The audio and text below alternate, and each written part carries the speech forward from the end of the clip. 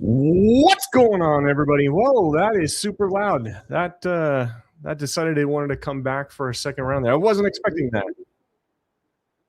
Hold on.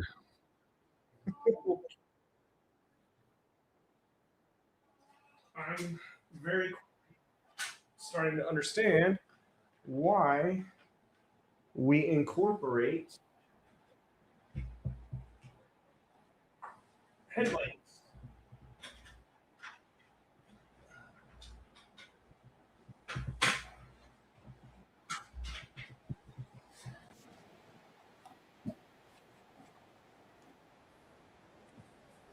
All right.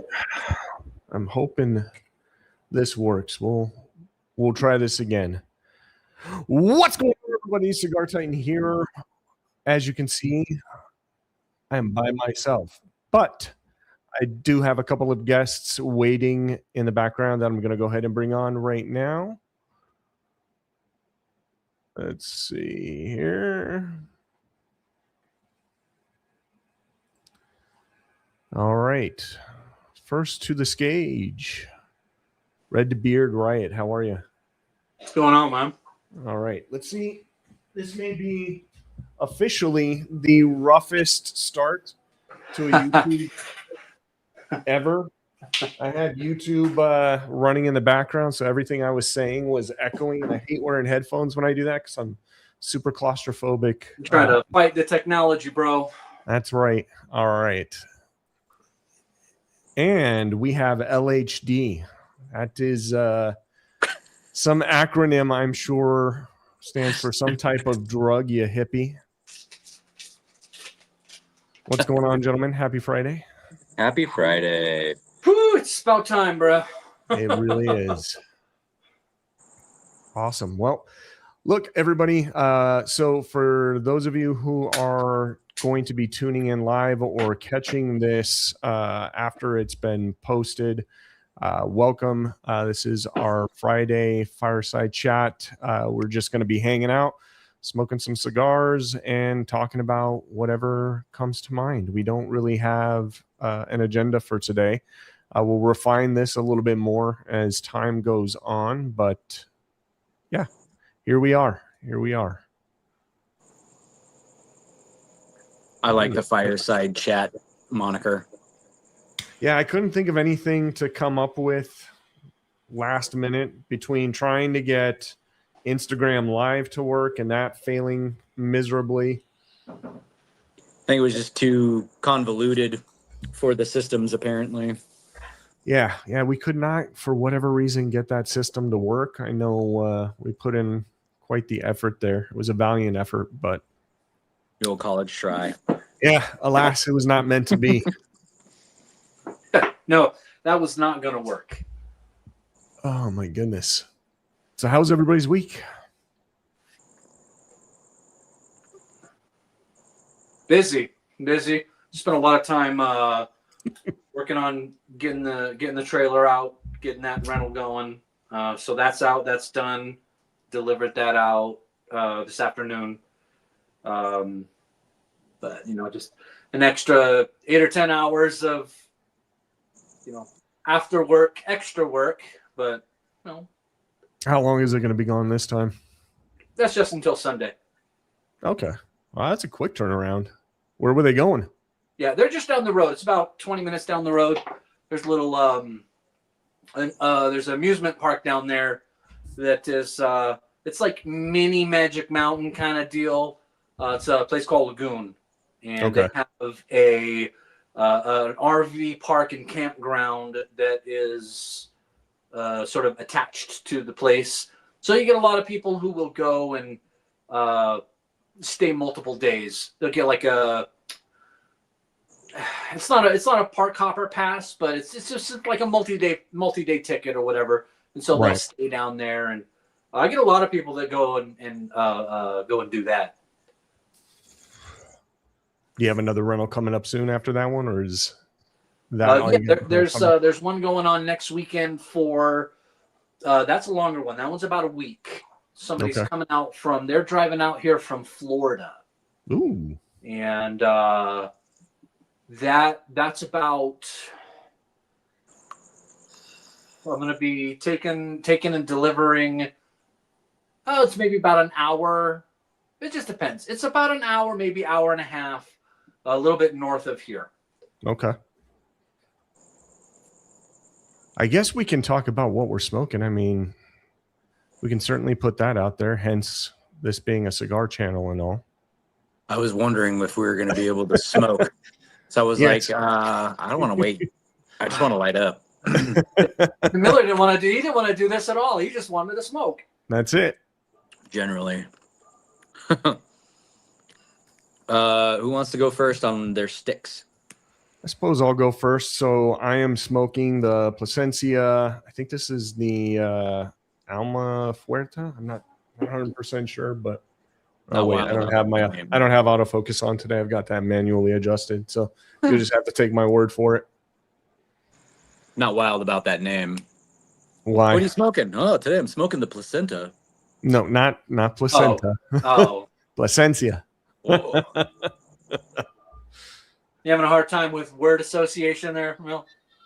Yeah. If it sounds too much like something else, my brain automatically switches. Like tampons. Poissy? Really, guys? It's a little too close.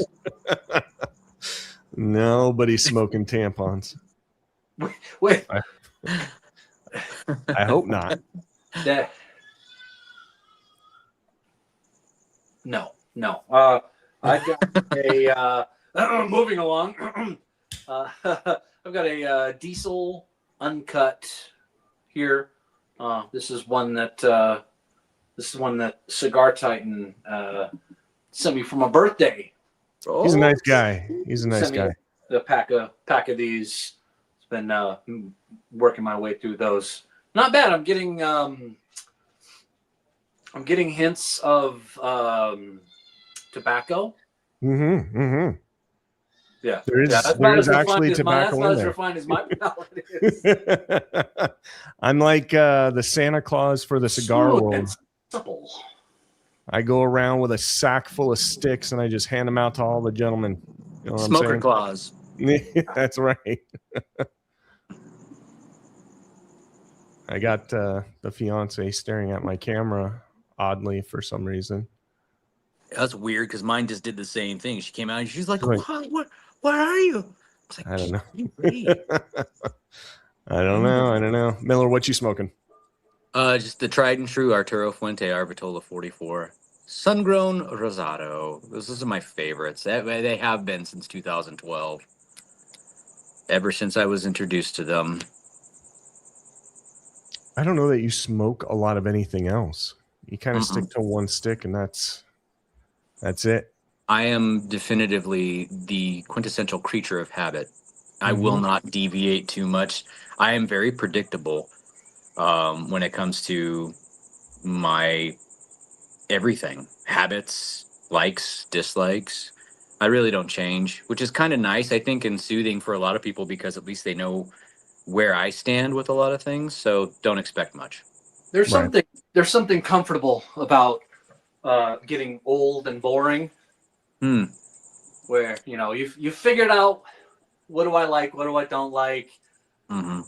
Keep it simple. Just I've always gone with the acronym from the military, KISS.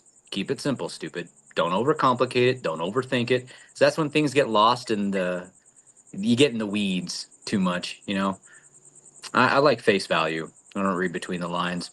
Arvitola 44s, the sun-grown Rosados. They just pair magnificently, in my opinion, with anything and everything. From a cappuccino to a great old-fashioned. Coffees are always a good pairing for just about any cigar. Yeah, you can't go wrong. And for the fact that it is still one of those cigars that has maintained a price point, at least out here. I don't know in California anymore. But out here, they've at least maintained a price point below $10 a stick. Oh, yeah, no. You're not going to find it for... anything less than 15 out there? That's probably about where it starts out here, is somewhere between $14 and $15 a stick. You remember in 2012 when they were $8.50 a stick in California? 2012. Yep. Okay. Yep. We're talking 14 years ago. I think most premium cigars now out in California at least start around the $12 to $15 range. And You're not, I mean, unless you're buying online or something, you're likely not going to find anything under that. Not out in the lounge anyway.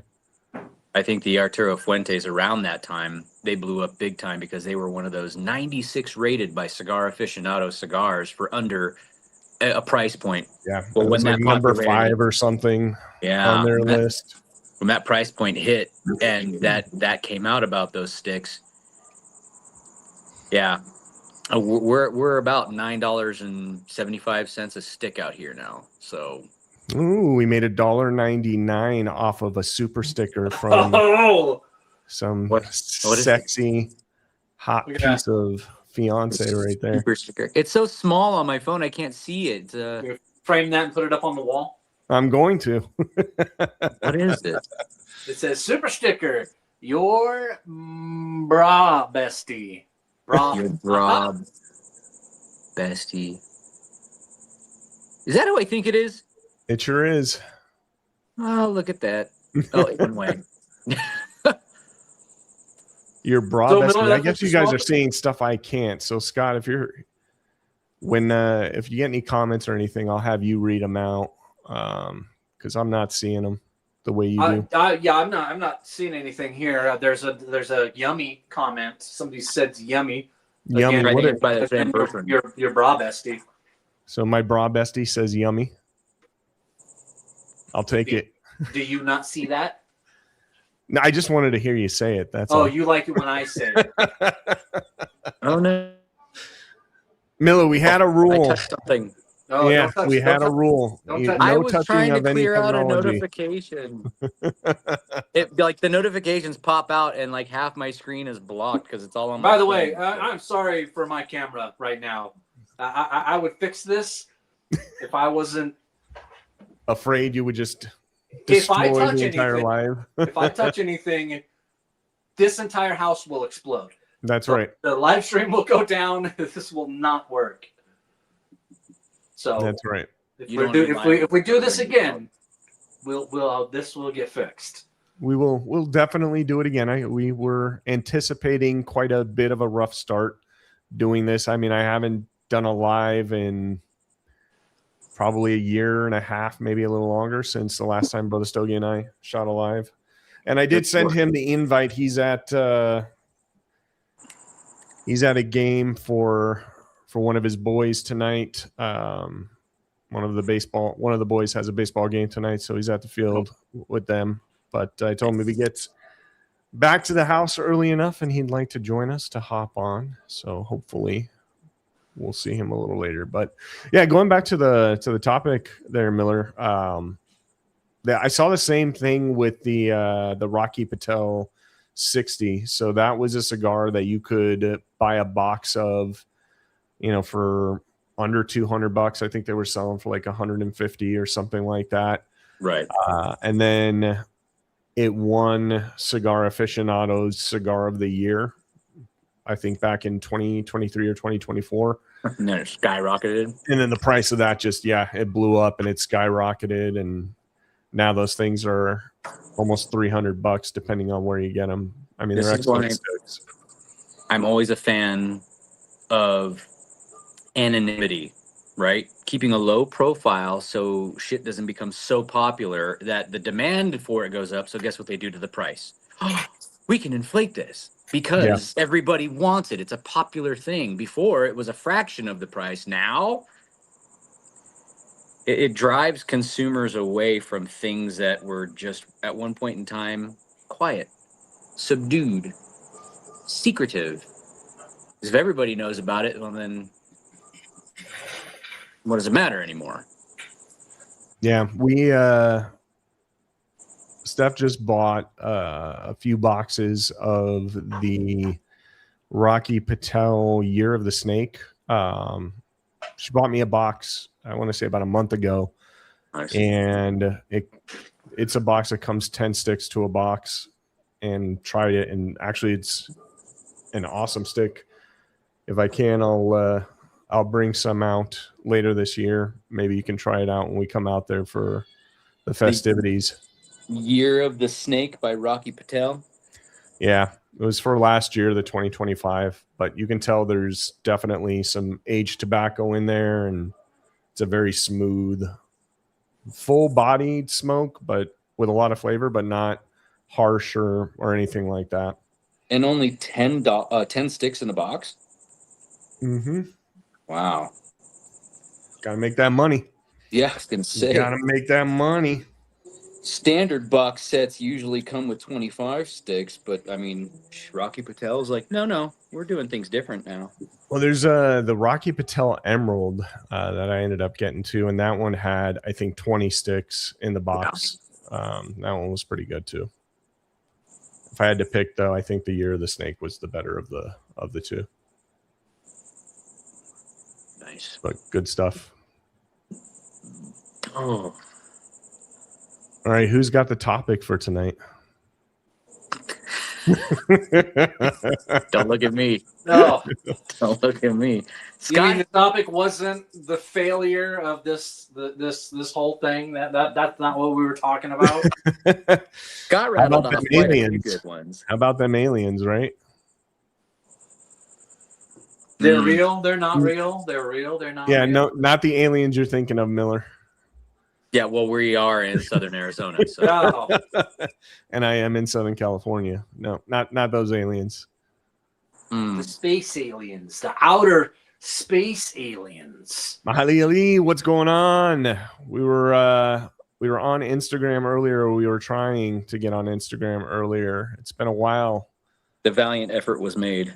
Yes, it was made since we connected. But hope you're well. I still see all of your Instagram posts. Appreciate you. So yeah, what did they do? They we got UFO disclosure, right? That was the news story that went around. U.S. full disclosure. Yeah, they dropped some files recently, apparently. That I don't know. I don't know if I would say confirms extraterrestrial life. Yeah, but yeah, exactly. It certainly doesn't deny the fact either, right? So They said we see dropped several files. It says stuff, right? It talks about all of the unidentified flying objects, the different fighter pilots that have come in, not in direct contact, but come across, these UFOs when they're out flying and everything. And I guess they're supposed to be, I think we touched on this a couple of weeks ago, but I think they're supposed to be some additional files that are going to be dropping in May, like later this month in May or sometime in June, I think. Files? Yeah, well, the crazy thing about it was that, and this is what I think we were talking about the other week, was they actually gathered a group of very prominent religious leaders together to share the information with them before they make all this information public. And I guess this was to prepare them for, what their churches and congregations would think and say, and the questions that they were going to have and everything ahead of that. I was reading some articles today, and it's funny because it's, despite what you can hear the baby in the background. Yeah. I just hear her cooing and I'm like, yeah, she's loud. But it was basically, people saying that, this is, if they confirm that extraterrestrial life actually exists, then there's actual life on other planets, and we've been visited by these alien beings that, people of faith are going to have a hard time coming to terms with that, and it's going to ruin religion.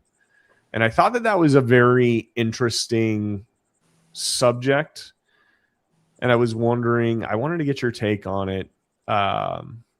Do you think that if we're able to confirm extraterrestrial life, that would actually disprove religion as we know it today? And I'm thinking, we're all all three of us are Christian, right? I know Brother Stogie's a Christian.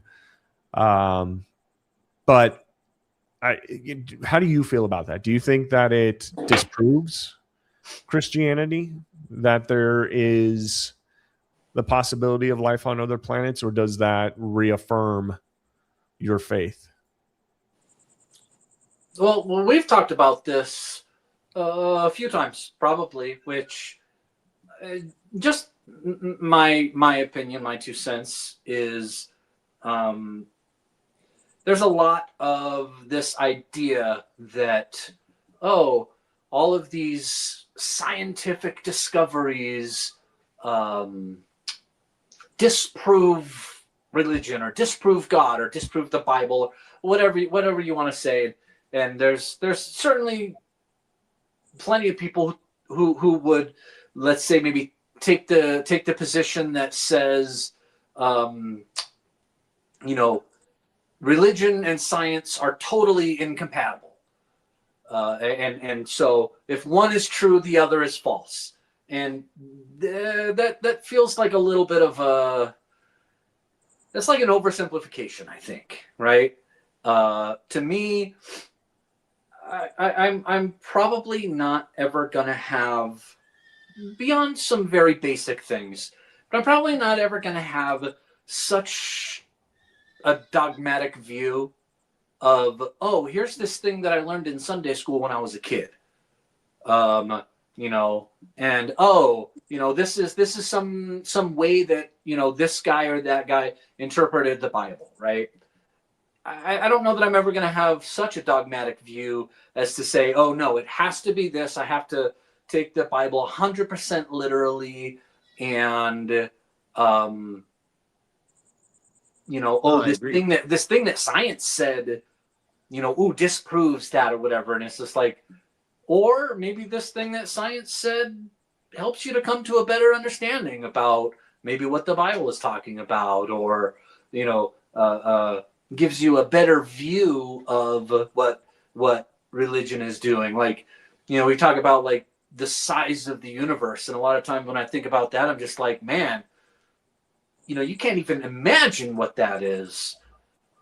And taking that and incorporating it into a religious context, I would go, okay, that tells me a little bit more about what God is, right? If God put this all together, if he created the entire universe and the universe is unimaginable, then okay, now I have some context. Now I can, go and, God's far bigger than I think he is. Well, maybe I'm saying that wrong, but no, that's true too. It just gives you some amount of scale, I guess. Yes. A couple comments popped up. Yep. It says, man is too simple to know the will of God. I agree with that 100%. Yeah. There was another one by Massage at Bodywork that said science and spirit were never meant to be separate. Yes. What I find ironic, I don't think that they contradict each other. I think that's the short version of what I'm saying is, you say it's contradictory and I say, nah, I don't see it.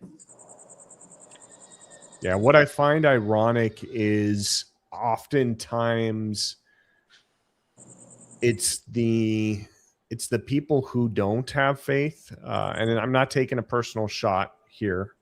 So, or atheists, or agnostics who will say things like, this is going to ruin your faith in religion. And I just wonder where your basis for that thought process comes from if you're not a person of faith. Like, it always seems like the people who are not, faith-based, sure, are usually the ones who are so adamant about proving God isn't real, proving God doesn't exist, right? So I just thought that was an interesting take. Miller, what are your thoughts on that? Very much in conjunction with Scott. My oversimplification is it says in Genesis, the very beginning, and God created the heavens and the earth. And what are the heavens if we not cast our gaze upon the stars? You know, is it supposed to be something that's beyond what we can see, or is it literally what it is that we can see? And the stars maybe just are, as my daughter once said, are pinholes. And the light from heaven is shining through at night. That's why we can kind of catch a rare glimpse of heaven when the sun sets. That's beautiful. We got a chat here. Try to look at faith-based anything through the lens of a child. It's just easier. Chat would say, in my opinion, spirit and science are the two strands that hold the data and how we are designed, of how we are designed. Yeah, goes on to say, just like our DNA, I'm not even going to try and pronounce that word. Deoxyribonucleic acid. Leave it to Scott to know how to pronounce something with more than 4 syllables, like watermelon. Fucking Scott. The brains on Brad. You read. Do you anticipate that if the government were to actually come out and say there is confirmed proof that there is life on other planets, do you think that's going to create chaos? Do you think that's going to create... Let's spice up the question. All right, go for it. Whether the government comes out and says so, if the aliens show up, right? If we have the Independence Day scenario, I think people would be more, it's like it's kind of like when you go out and you're facing the unknown, right? That it would be. I think it would probably be a little bit scary. You're like, whoa, what's this? What's going on? I don't know that it necessarily. I don't know that it necessarily correlates directly to religion, faith. You know what I mean? It's like, right. At that moment, I'm probably going to go and pray a little bit harder.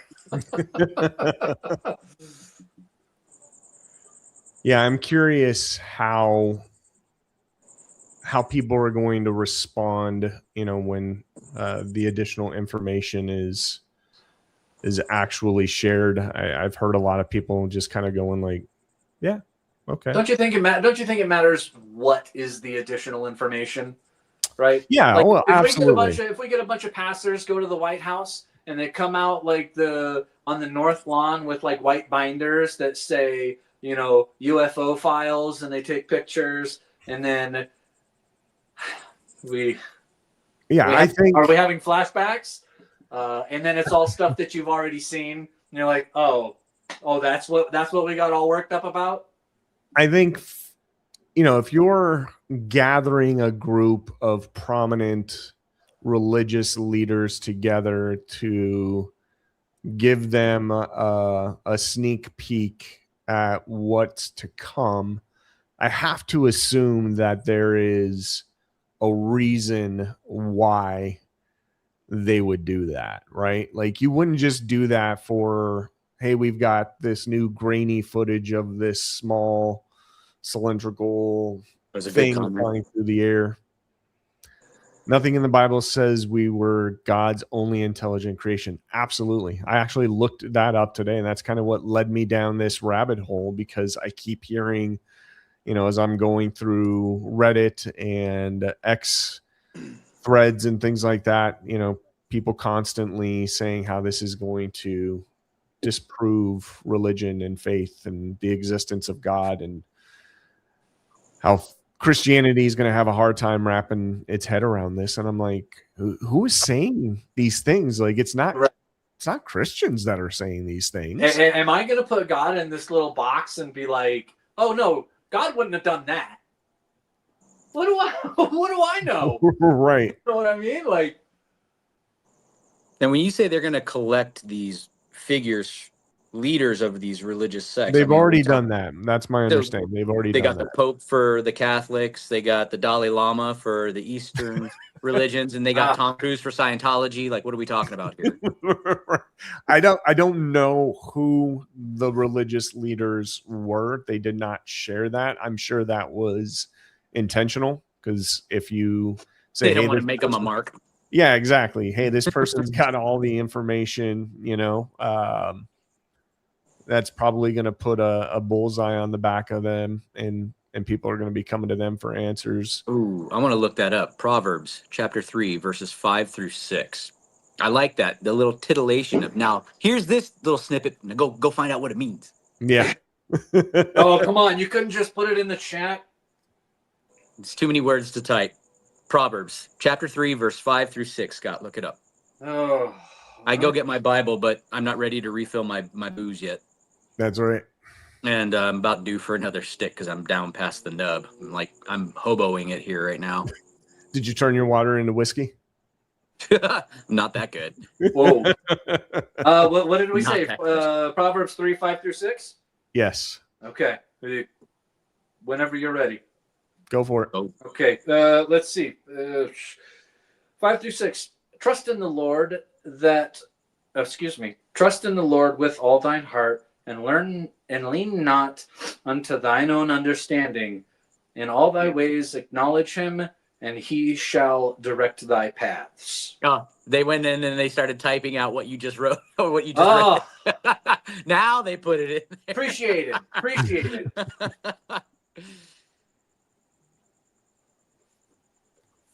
Right? So, what's it say? Don't trip. Yeah. The Lord got you. I just want to know what you turn to him for your understanding. So what if the aliens show up? I want to know what cigars are like on other planets. That's what I want to know. Ooh, good question. Do they even have tobacco? And if they do, is it a superior strand of tobacco plant? Well, I mean, Right. I would assume that you would have to have. I mean, you have to have oxygen to burn, right? So we're assuming that this is a planet Oxygen-rich environment. where you would go. This is like a life-sustaining planet, right? Well, and everything they've said up to this point, in order to sustain life, you need some form of oxygen, I think water and carbon monoxide, if I'm not mistaken, to sustain life. Our atmosphere is primarily nitrogen. So, but then too, a lot of the It'd probably kill you is probably what would happen. Your body is not prepared for whatever microbes or microorganisms or whatever that come along with the tobacco on Alpha Centauri. See, now you're getting into the War of the Worlds fan theory fiction of the only reason the aliens died off because they didn't have the immunity blends that we were used to on our planet. We couldn't handle the tobacco blends from their planet. Right. Got it. It's like when you're a teenager and the local stoners always got like the best, oh man, you got to try this. You got to try this this leaf. It's it's so much stronger. Yeah, we have a blend that's called Brain Dead. It would just kill you. Brain Dead, yeah. This one's called Coma. I don't think we should do this, man. I love the idea. Finally get a full night's rest if I'm in a coma. Right? Maybe. The babies start crying. Yeah. Yeah, she's been crazy. See, I knew as soon as I lit up, because I smoked my cigar so fast that I would be done with that one. So I brought little guys along just to kind of keep me going without having to move. But now I'm going to have to fill up my booze soon because that's almost empty too. So it says Black Guitar Maker 1925 asks, what if we're in a high on life type universe? In the game, they turn human beings into a drug. Ooh. Is that like Soylent Green as people?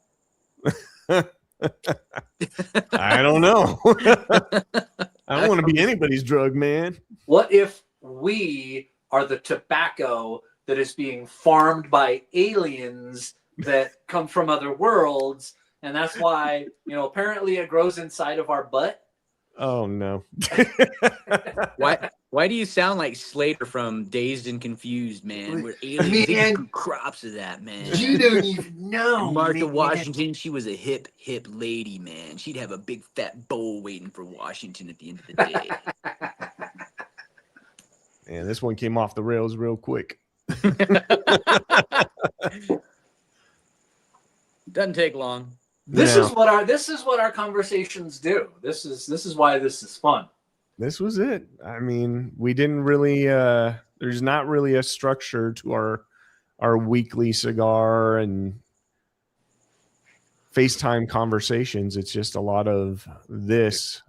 And so effortlessly flows from one topic to the next. Why do you think that the government would want to, let's say the government's getting ready to come out, they're getting ready to say, hey guys, aliens are totally real. All you like religious bumpkins, you need to relax, right? Is that what's happening? I mean, it wasn't. There's at least some part of the government that's like, what was it?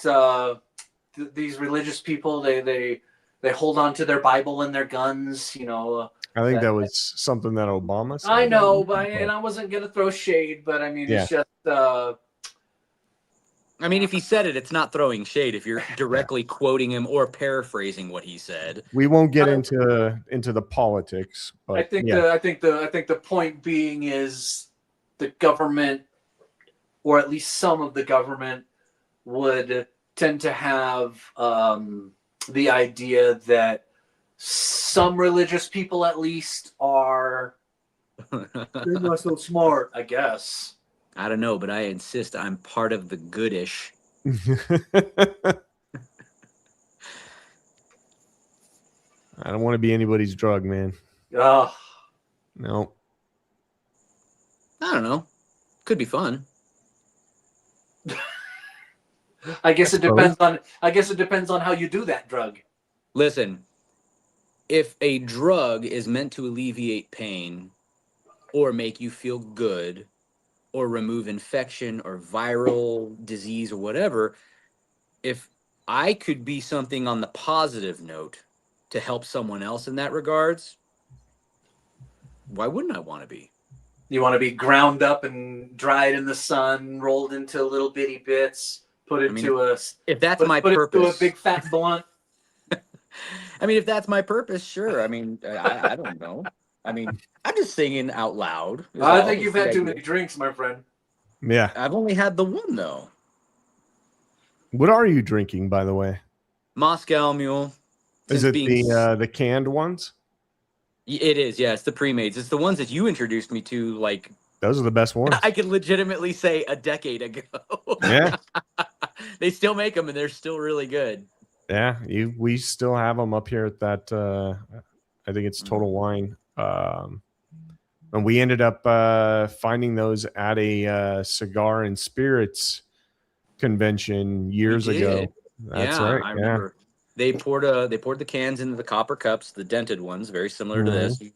And over the top, I have a video of them doing it too, where they took the rosemary and they lit the rosemary on fire and smoked it and infused it with it. And oh my God, that was such a good, robust flavor that it brought out a different profile in the liquor itself, paired with the cigar, whatever you were smoking. It was a grand slam. That was a good cigar event.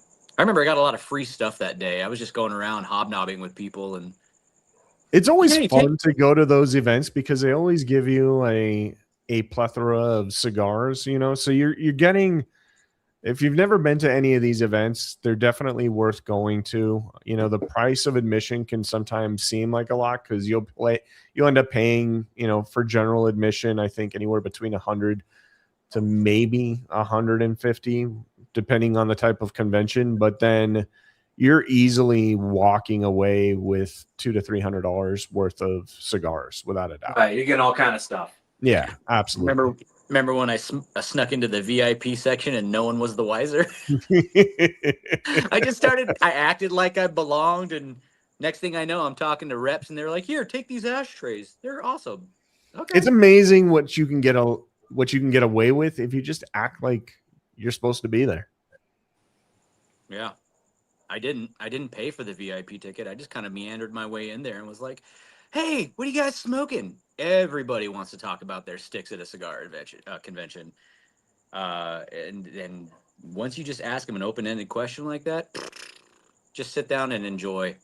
Yep. I had a spot on the couch, which was pretty nice. It was comfy. So if the aliens show up We derailed. and they've got cigars and Full Moscow circle. mules, It's like You're spray set. painting free candy on a windowless van. I'm gonna get in. You're set. Have you had any of those Moscow mules before, Scott? The ones that come in the can? probably. I'm sure I have. I think that was the big surprise because we assumed that they were making those things from scratch, but like, no, you can buy anything come pre-made in the can. I was like, all right, thanks, cigar lady, appreciate it. I'm not much of a drinker, so I wouldn't be like, oh yeah, that one versus this one, it was so good. But This is the first time I've drank in well over 6 months. But I just figured if we were getting online to have a cigar, I said, you know what? I'm going to spoil myself a little bit tonight. And I have these cans. What's that? I said, here's my drink. This is my drinking problem. You are a rock star fanatic. How many of those things do you go through a day? Usually just one. I usually will just have one in the morning. If It it's a is rough day at work, if I'm at work, 9:27 in the evening, sir. well, yeah, but I'm smoking. Oh, so do you? Okay, so on days where you're smoking, you'll have more than one. Yeah. Okay, got When it. I was Pair when well with a cigar? when I was working 2 jobs, doing 7 days a week, probably 60 or 70 hours a week. Yeah, I would. Yeah, I'd drink like 2 or 3 regularly, but not as much anymore. Till the heart palpitates. Mm-hmm. Yeah, All right, I'm going to step away to go refill my beverage, and I shall you do return. that. I'll be right back, I promise. Yeah, the monsters I've had, I can't smoke a cigar and have a monster at the same time. The taste just does not work for me. But I can't do any. I can't do like the regular Monster or even a regular Rockstar. It's got to be like sugar free or whatever. And realistically, it's just it's something cold to drink. Yeah. Right. Yeah, I can, if I'm going to do like a carbonated drink or something like that with a cigar, I found that either cream sodas or the Dr. Pepper Zeros or the Dr. Pepper cream sodas pair really, really well with cigars. I actually enjoy that a lot. But we are officially fresh out of the soda here in the Titan home. So you can't be doing that. now Steph will buy these. It's like flavored sparkling water. I forget what they're called, but she buys a couple of different ones, and they're okay. There's a couple. There's like Celsius, and then there's not Celsius. There's it's just like water in a can. What's that called? Liquid Death is another one. Oh yeah, that's right. No, it wasn't Liquid Death. It was it's got a funky name. I always pronounce it wrong. It's got like a French name or something. Well, I mean, sparkling water is like Perrier and like... No, not anything that fancy. Okay. Oh, LaCroix. That's LaCroix. Oh, LaCroix. Yeah, I always call it LaCroix. That's because you're American. Root beer pairs well too. Yeah, root beer is an excellent soda to pair with cigars. There are a few out there that pair very well with cigars. You know what? I would probably try that. I'm curious to know. Tacos and Toros. Are you talking about like what kind? You talking about like A&W? You going Barks? Do you have a brand of preferred pairing? Pairing of what? Root beer. Drinks, yeah, drinks for cigars. We With just cigars. kind So of it was some tacos and toros. My Comment. favorite booze was whiskey, but since being celiac diagnosed, it's like, oh, I gotta cut that out. Do you miss anything since getting that diagnosis? Do you miss eating any types of food or drinks or anything like that? My favorite beer, Guinness, which is basically like drinking That's all a loaf. It's drinking a loaf of bread. Yes. I miss it so much. And the very first time I had it was I took a trip over to Ireland for the St. Patrick's Day festival. That was the parade, and it was canceled because of hoof and mouth disease at the time when I was stationed in England. How the fuck And do you get hoof and mouth disease? What the Dude, hell? Well, what you do? it ran rampant through the UK in the early Mouth. 2000s, and they canceled the parade because of it. So we wound up taking the tour bus down to a little place called Ashton. It's a little rural place. We went into a pub, just dive bar place, and just drank my weight in Guinness because it was fresh on tap. It wasn't in the cans with like the widgets, the little Right. thingies to keep them fresh. And I'll tell you, man, the best Guinness I had ever had was literally in that pub on tap.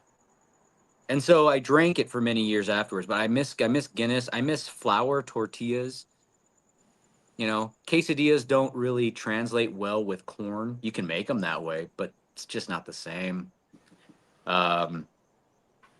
Just being more cognizant about what it is you consume and put in your body so you can retain more nutrients and vitamins from the things you're eating. So Probably easier to avoid carbs, huh? yeah. Tacos and Toro said he likes Barks. I'll have to try that. Barks root beer is good because it's the only root beer I think that is caffeinated, isn't it? This is the one that Barks got bite. That's their whole claim to fame. It is caffeinated. I don't know if it's the only one, but I think Root when it came out, it was. No, there's other caffeinated root beers out there for sure. Nice. Wow, I never thought about pairing sodas with cigars. Well, we were talking about like Dr. Pepper too. Dr. Pepper pairs very well with a cigar. You can do like a cream soda. Pepper cream soda, yeah. Yeah. Huh. If you ever decide you want to pick up some sodas, that would be the way to go if you're going to be smoking a cigar. Honestly, I think people probably think I drink more than I actually do. I don't drink very often at all. I've got a massive liquor collection, and it's massive because I never touch the stuff, and people are either buying it for a gift or they'll bring it over for a party or whatever, and it sits there. The only time I really drink is when I actually come on and do shows or things like that. But within the last year, Vegas. yeah, I mean, I'll drink if we're going out and doing something like that. But I think in the last year, I've maybe had 3 drinks in the last 12 months. Yeah, I don't remember the last time. You were the one who introduced me to old fashions, and that was the drink of choice that trip to Vegas for your birthday in 2022. And man, they were made really well. Where was that? Not the place we walked out. No, not that place. Story. That place sucked. Where was the place that we went to that was like, it was much higher class? I think it was the first place we went to that night. Oh, I got video of that one where the waitress came to the table and lit the fire and infused all underneath that dome of glass. I think it was called the 8. Does that sound right? Yeah, I think you're right. That place was so good. Yeah, if you're out in Vegas and you're looking for a couple of good cigar lounges, the 8 is definitely one of them. Just know ahead of time, like it's a little more pricey. Yeah, you're going to be paying for the experience for sure. I think I easily dropped over $300 that night at that one place. All their cigars are marked up there. All their drinks and appetizers are marked it's Vegas, up. so you kind of expect that. Or you're definitely paying for To the some extent, experience yeah. and the ambiance. That's for Yeah, sure. that's what you're paying for, right? You're paying for the experience and Right, the and that's service. definitely a place that you're going to dress up to go to. Mm-hmm. And that trip was all about, like, I love the fact that we went with a theme. It was just like classic Rat Pack style of esque, maybe it wasn't specific, but it was like 1960s classic Rat Pack. We had suits, we were all dressed up. It was a classic feel. We got the limo that one night, went out to get a really good meal.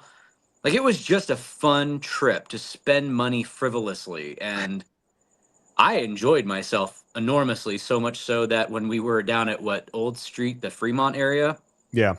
the only thing that I drank that night were those hurricanes. I walked around with this giant frozen drink and slurping.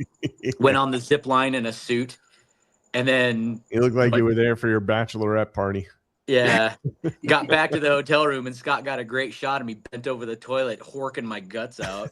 And it was the fruity drinks that did it. Like, all weekend, I was fine doing nothing but old fashions. And what was that one drink where you had to eat that flower blossom and it made your mouth numb and I tingly? don't remember what the name of the drink was, That was but a the great drink. only place in Vegas that I'm aware of where you can get it is the Chandelier Bar.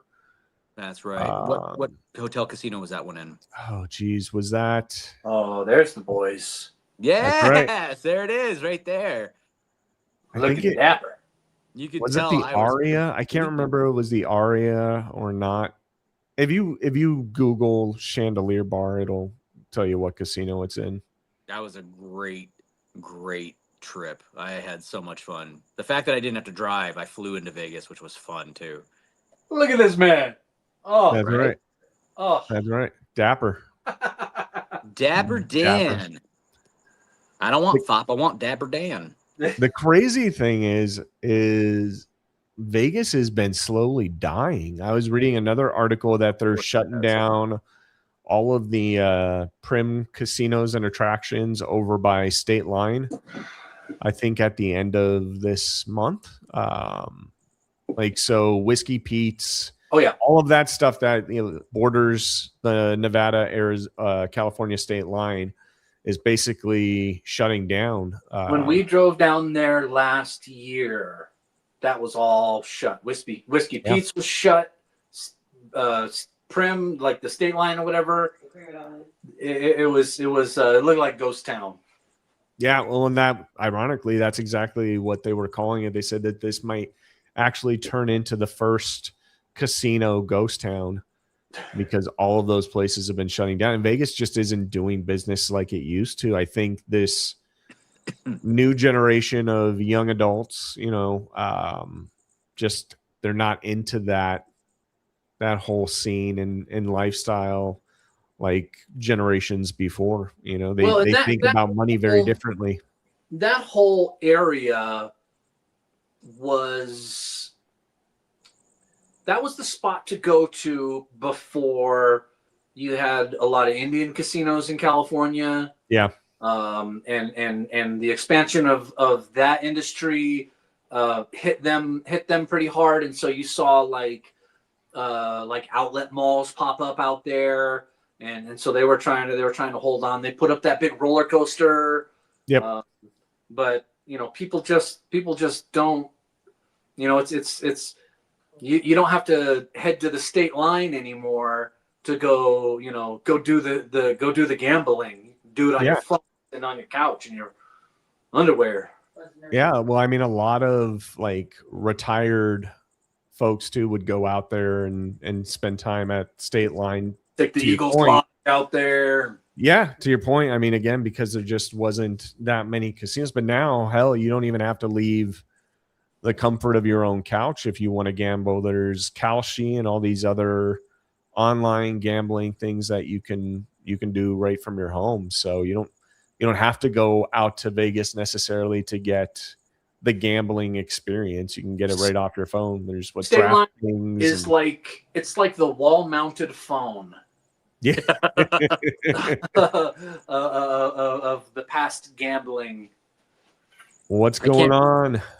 What's that? The what? The Leaf and Ash And podcast. Yep. Leaf and Ash podcast. What's going on? How are you? Sup, y'all? No agenda tonight.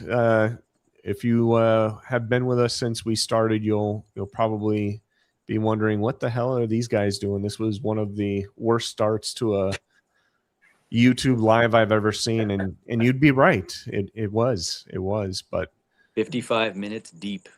we're planning on doing some more of these kind of casual live conversations in the future, in between some of the more mainline videos that Brother Stogie and I will be shooting here soon. We're actually going to be shooting a video for everybody tomorrow, so super excited to get some new content out there for you guys. We'll be posting that shortly.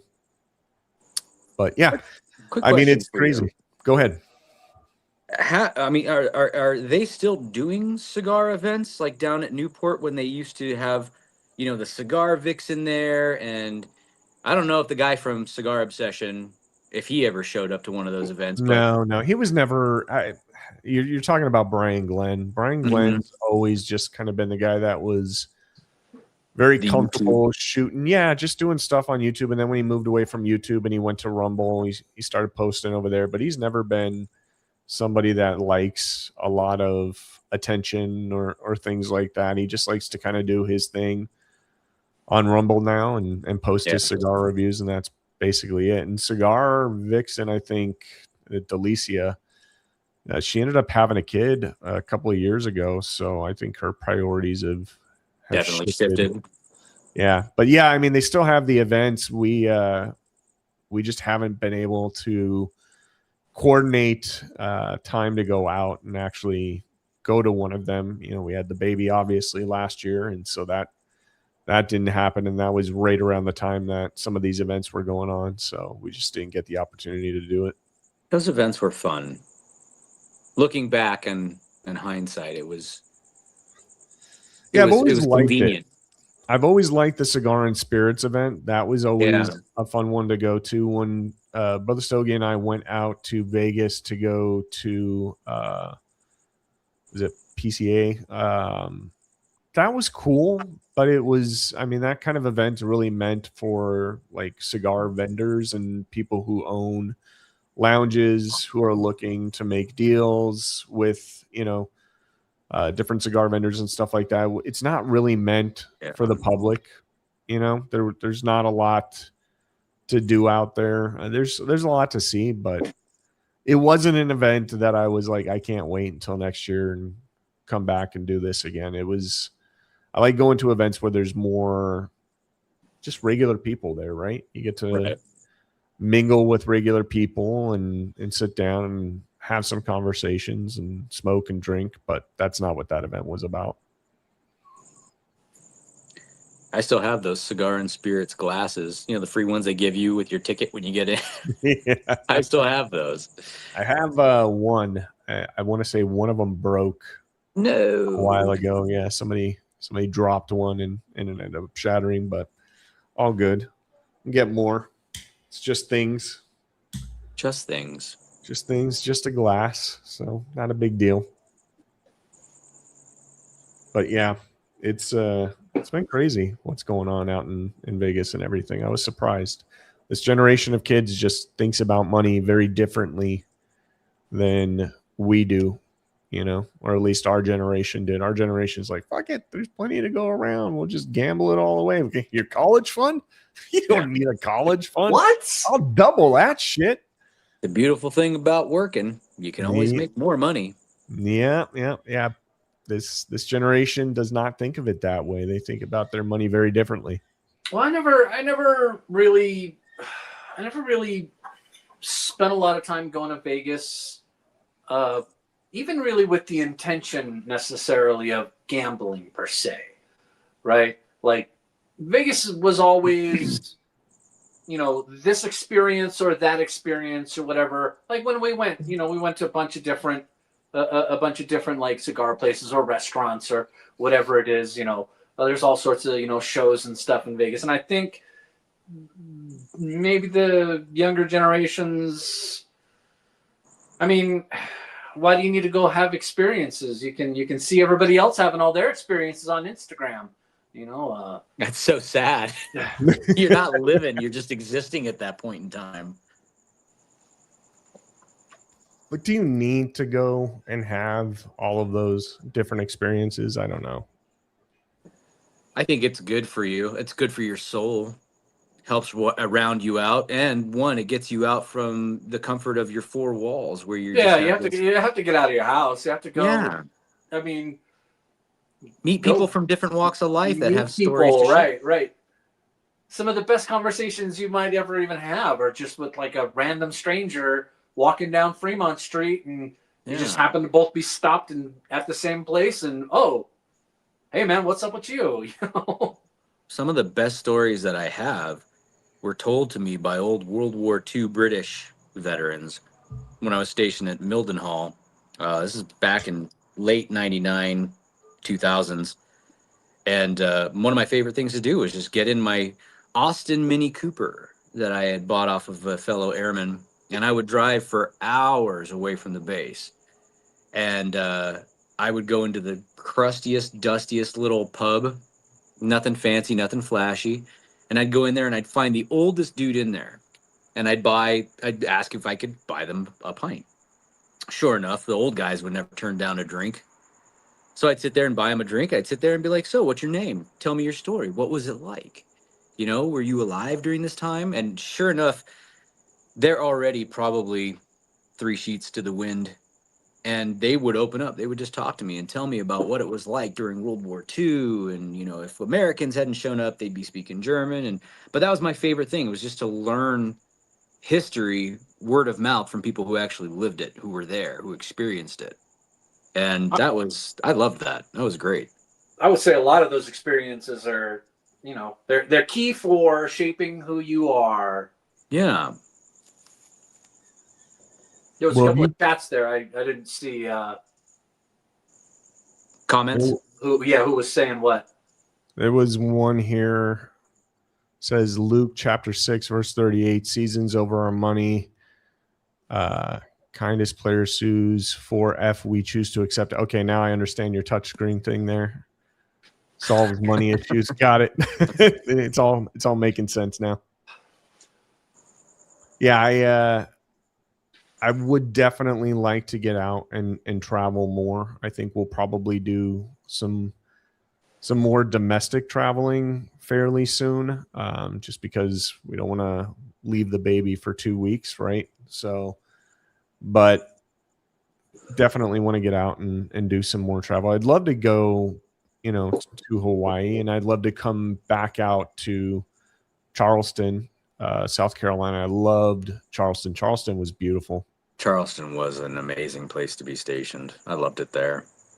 That was a good place. Oh, you got another Air Force guy in here. Tacos and toros. That was my favorite thing, too. Spent 23 years living overseas in the USAF. Nice. So he's another one who's familiar with USAFE MAGCOM.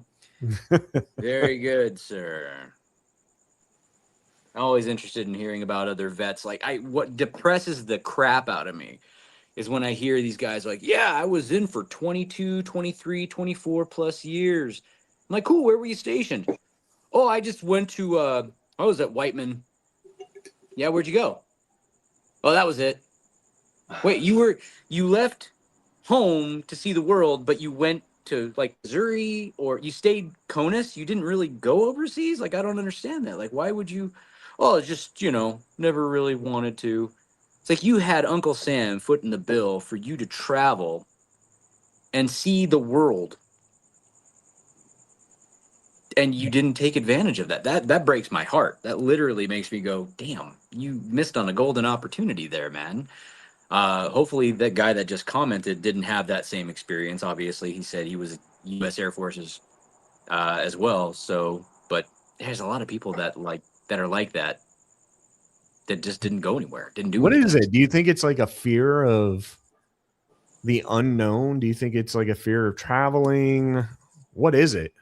Let me say this. I can understand if you're I never served, right? But I can understand that, and I know a lot of people who have. I have family that served, but I can understand if you're a Marine, right? You may not always want to be on that travel list, because if you're on that travel list, you may be You're going to the sandbox. Right.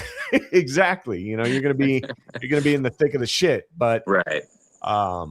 not every branch of the military is that way. And not every branch of the military obviously has, you know, the same mission objectives and everything. So you guys are going to be in different locations. What is it? Why do you think, you know, people, at least in the Air Force, Miller, why do you think they were afraid to travel? Specifically, I couldn't tell you. I can guesstimate. And Sure. I know it probably irritates people to hear someone say guesstimate, but I'm guessing and estimating that a lot of people probably out of high school join the military. A lot of people straight out do that. And maybe they became institutionalized. They became comfortable. And with that comfortability came complacency. And complacency, they just found themselves in a situation that they weren't willing to broaden their horizons. They know what they like what they know. They stick to what is familiar. And that familiarity, like Scott says, comes comfortability. And with that comfortability, I don't know. It saddens me because you missed out on the opportunity to broaden your horizons, to become more worldly, to talk to other people and share in that human connection by just organically, face to face, having a conversation with a complete and total stranger that could enlighten you to something that's so much more beautiful beyond just scrolling through Instagram or TikTok videos of other people having those experiences. You're not trying to live your life vicariously through someone else forever. You got to make your own memories. You got to do your own thing. And I think on some level, maybe in early 2000s, people were afraid to travel because of the whole 9/11 thing. Maybe. Right. I don't know. Maybe as time passed, with all the terrorist attacks that happened here and there, and they're broadcast very, very prominently about, oh, international travel, be careful. If you're an American, don't wear white tennis shoes because you'll stand out like a sore thumb, you know? Don't wear baseball caps. Was that a thing? I don't remember that. That was a thing for me when I first went to Aviano Air Base in Italy. They were like, "Oh yeah, we could tell you're an American." I was like, "How?" Like you Italians look just like me. They're like, "Your white shoes give you away." Yeah. Tacos and Toros makes a good point. Sometimes, you know what, you got a family, and yeah, that's another aspect, and that's harder to do sometimes, being, you know, you're gonna go be away, and you know, maybe your wife and kids can't come with you to Germany, or you know what I mean. So and some people don't want to go see the world. Some people are perfectly content to just stay in their corner, hang out on their street. Yeah, that's a very valid observation too. I want to bring up that other comment again too, because he said he's still active duty on his 13th assignment and first stateside. So first stateside after 23 years. That is good for him. Crazy. That's bounced awesome. back and forth between Europe, Asia, and put a year in Honduras. I imagine you absolutely loved your time in Honduras. Some good I bet he's got some great stories. Hell yeah. I mean, he's getting the freshest smokes. Yeah. Honduran blends. Out of Honduras. Right? Like that's an amazing thing. That's what I'm talking about. Like my uncle Scott, who served in the Marines and then was loaned out to the DEA. I mean, he had Manuel Noriega's license plate for many years because he was part of that whole thing. And he was like, "Yeah, we were down in Panama doing this X, Y, and Z." And I was like, "Man, you got some cool stories to tell." Now, I'm paraphrasing, obviously, because it's been some years since I've heard these stories. But at the same time, there's the opportunity to listen even to a family member who has served and traveled abroad and done these things. And it's like, it might not all be romantic, but there's an aspect of it that kind of is. I don't know if that makes sense. Well, you're romanticizing the idea of adventure and the unknown. Right. How many people actually in this day and age crave that, with social media and the world being at the touch of your fingertips on your mobile device or your pad technology or whatever? I have to imagine that there is some amount of advantage having spent time in many different places, and having dealt with a lot of the, let's say, people from those places, you're going to see this perspective, that perspective. It's like we tend to take things for granted quite a bit. Being living in America, Right. uh, uh, being relative. I mean, compared to the rest of the world, we're all super affluent. I look around, I go, I don't got that much money, but go to some place like Honduras and you know go see what it's like to live there, and Right. what those people do, and where they come from. And it's just like, Right. if that doesn't give you a different perspective about life in the world, it's just, You what are you missed the doing? mark. What are you doing? Yeah, you completely missed the mark if you don't if you're not doing exactly what Scott just said. And that's the thing that really just boggles my mind is this younger generation is all about openness and inclusivity and knowing about this, that, and the other. But oh no, we can't really talk about other cultures, even if you've experienced. I don't understand how that works, right? If you can say, well, people in the Middle East don't have it that bad. Are you sure? Have you been there? Have you experienced it? Do you know? They just don't. Like even in countries in Italy, you know, they don't have the freedoms that we do here in the United States. Do they have freedom? Yeah, sure, to a certain extent. But they have the Carabinieri, which is the country police, right? Not the municipal police, like the little individual towns along the way of the boot. But you have the Carabinieri, and you have two guys, and they're dressed to the nine, man. They look like they're slick, ready to go to a military ball. That's how nice and fancy their uniforms are. And they have two guys. One has a little reflector wand, it looks like a lollipop, and that's what we call him, the lollipopper. And then you have another guy sitting back over there with a machine gun, ready to shoot your tires out if you try to roll past him like you didn't see him when he flagged you down to stop you. They could take your car, and they say, you owe us 300 euros because we caught you speeding. You can't fight it, so what do? Well, I don't have 300 euro to pay. Well, we'll take your car. Well, wait, can you guys follow me to an ATM? See, we can do this. This is possible. They follow you to an ATM. You pull cash out right then and there in euro and you pay them. If not, they take your car. And the likelihood of you getting that vehicle back, slim to none, an ice cream cone's chance in hell. Like that's what we're talking about is the differences culturally speaking, even in Western European countries where we just think they have this same type of freedom as America does, and they don't. But experiencing that firsthand and being able to speak on it knowledgeably is lost to this crowd that just has no wanderlust, has no drive, sense of adventure to get out and explore beyond the safety and borders of the confines of their home country. Yeah, if you could go back to any one place that you were stationed at in the past, where would you go? Toss up between England and Italy. Okay. I was never stationed in Japan, although I had been there as a vacation. I love Japan, but I was never stationed there, so I can't really add that one to the list. But Italy, because of the Sure, you can. Oh yeah, sure. I mean, I guess why not? But to fulfill the requirements of the question, I will say Italy, because the people were so warm and loving. For instance, we had a friend there who had a baby, and walking down the street with her stroller, she was approached by I don't know how many different nonas, old ladies that were just like, "Oh, bambino," they wanted to touch the baby, and she was like, "Okay." They picked it up, they loved it. They just very family oriented there to the point where you have generational living in a home.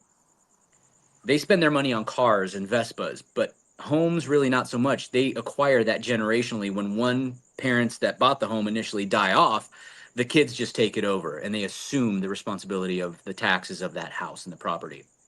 They just live with them.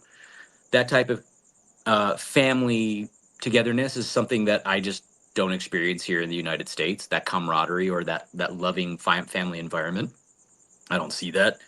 Haven't seen that. I'm sure it exists somewhere. Oh, that or England. And England was great because I was a big World War II history buff. So being able to live in the area where all that went down. Like you could drive through Thetford Forest and still see old foxholes from where the Home Guard had bunkers in the fields in case the Germans showed up, you know.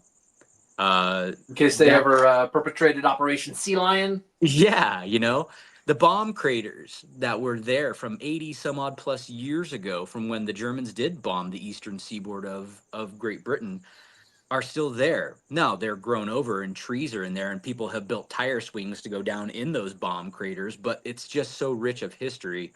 And there's so much there beyond just World War II. You can go back to medieval times, right? And England was a thing then, you know. Warwick, Ipswich, Norwich, Cambridge, London, it's a big one, Surrey, Stonehenge, a little beach I like to call, or that they named Nookie, down by Cornwall. Great place. It's like one of the only places to surf if you're not afraid of trying to catch hypothermia. I was in Aviano as well. Loved it there. I did too. I thought it was amazing. All the areas, it was just so centrally located. Pordenone, Sacile, you know, Dardago, Budoya, all those places around there were just, again, so rich and full of history. You could easily jump on the motorway and, oh, I'm in Austria. I'm in Germany. You know, for us, it's the equivalent of, oh, I'm in Arizona and I'm in New Mexico. Yeah, Still in the same country. That sounds a lot more interesting out there than it does Arizona or Mexico. But you There's drive there's a little more history. Yeah, a little bit. You drive 2 hours in the United States, you're still in the same country, just a different region or state, maybe, depending on where you're situated. But in Europe, it's easy to drive 2 hours and you're in a completely different country with a different culture, a different flag, different people, different walk of life, different experiences. Obviously, they have the same thing here to a certain extent, but it's still America.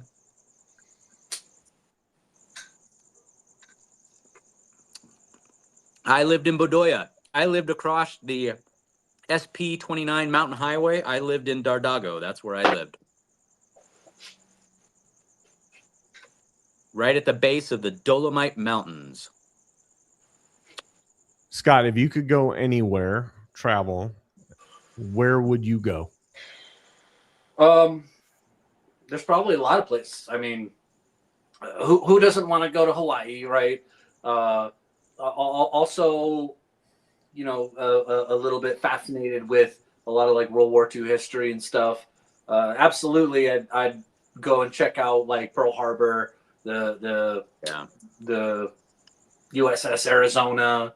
Go check that out. Is it true, and Miller, you might know this, is it true that the Arizona is getting to a point to where it won't be a tourist attraction anymore? I heard that it's getting so damaged and everything that it might not be a tourist attraction in the future.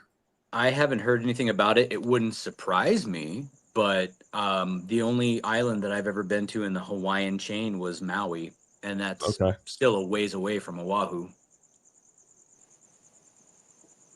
Anywhere outside of the country, Scott? I definitely, I'd like to go and visit my brother in England. Where does he live in England? I think he's in Cambridge. That's a fun town. Definitely wouldn't mind checking some of that out. Okinawa, Tacos and Toros says that would be a hell of a trip. Go check out like Normandy. Go to France. Oh. Why do we stereotypically do that? It's France. You have to. I think it's required. Yeah. Yeah, I'd love to go to Japan. That's on my bucket list for sure. That's probably a trip that I'll do in the next year or two. I wouldn't mind checking out Australia. Yeah. If I go to Australia, I'm not coming back. That's a long damn flight. Yeah. What is that? If I go down there, I'm staying. I ain't leaving. What is that? A 17-hour flight? Something like that? I think it's longer. Is it? It's pretty ridiculous the length of time you You probably have to get those compression socks for anti-stroke things, as long as you'd be sitting on those flights. Yeah. Some of the Pacific Islands would be cool, like Guam, Samoa, even New Zealand. New Zealand would be gorgeous. I've seen a lot of New Zealand. I think that would be a really amazing place to go and visit. You just gotta make the effort. Gotta get out there. Japan is first on my list, though. Well, I was going to say, same question back to you, Cigar Titan. What is it? Where is it that you would like to see, or where is it you would like to go?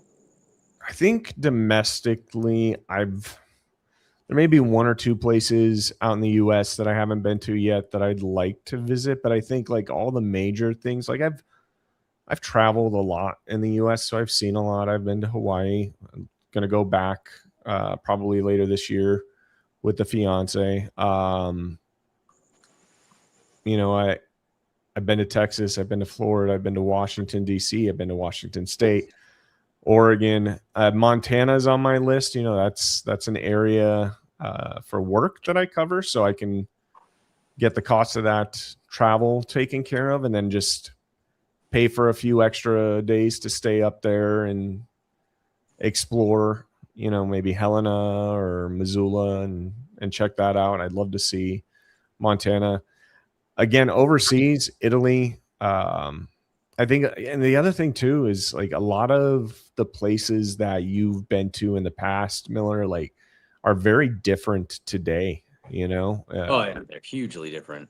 A lot of that has to do with the socioeconomics of people immigrating. Yeah, I mean, immigration patterns have changed dramatically over the years, and so some of those places in Europe that I would have wanted to go, I just don't know if now is the right time. You know what I mean?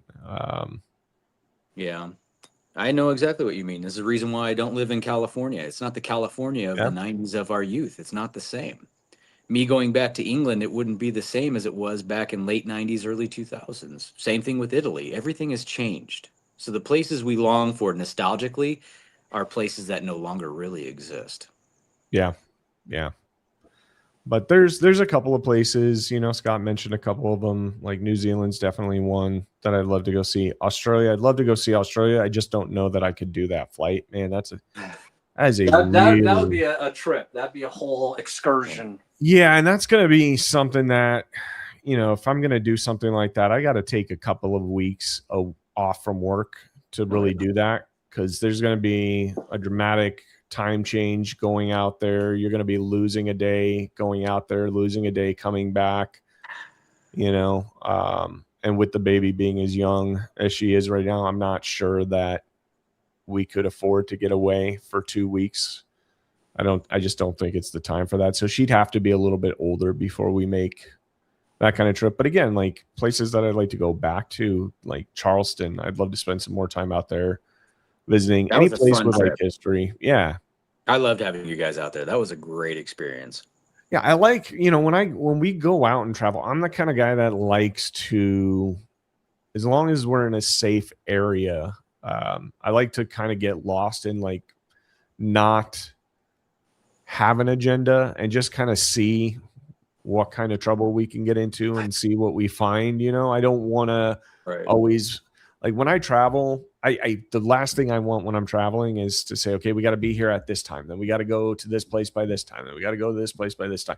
Like, because then everything feels so rushed and you're really, I think, not taking the time you should to appreciate and enjoy where you're at in that moment, because it's like, okay, well, we got to go on to the next thing. We got to see the next thing. Having such a stringent itinerary. Yeah. I kind of like to wing it. And if I'm on vacation, I look at it as I'm on vacation. I don't want to have a plan. Steph and I went out a couple of years ago to Nashville, and we got an opportunity to see the RCA Music Hall, where Elvis, Dolly Parton recorded a lot of their music, and that was, super interesting. We got to see the Country Music Hall of Fame, which was really cool. Wasn't that initially through Sun Records that they recorded with? Maybe I'm not so well versed on that history. We ended up going down to Honky Tonk Row. They have another name for it, but it's basically like a miniature version of the Las Vegas Strip for cowboys and cowgirls. They've got bars on either side of the street, and every single bar has some form of live music. So it's very loud when you're out there and you're bar hopping. But it was a cool experience, you know, and the people out there were really, really friendly. And that's something that I like to experience too. Like when we're going to different places, I love actually meeting, like you said, Miller, meeting new people. And if I get the opportunity to go somewhere with a different culture, I kind of want to absorb and spend time learning about that culture, right? Like that's the whole idea of getting out of your comfort bubble out here in California or whatever. Broadening one's horizons. Yeah, there's so many different things that I want to see and do. We just, you know, you got to be deliberate about it. You can't hope and pray that it's going to happen. You're not just going to hope and pray your way to Japan. Like you got to be intentional about it. So very, very intentional.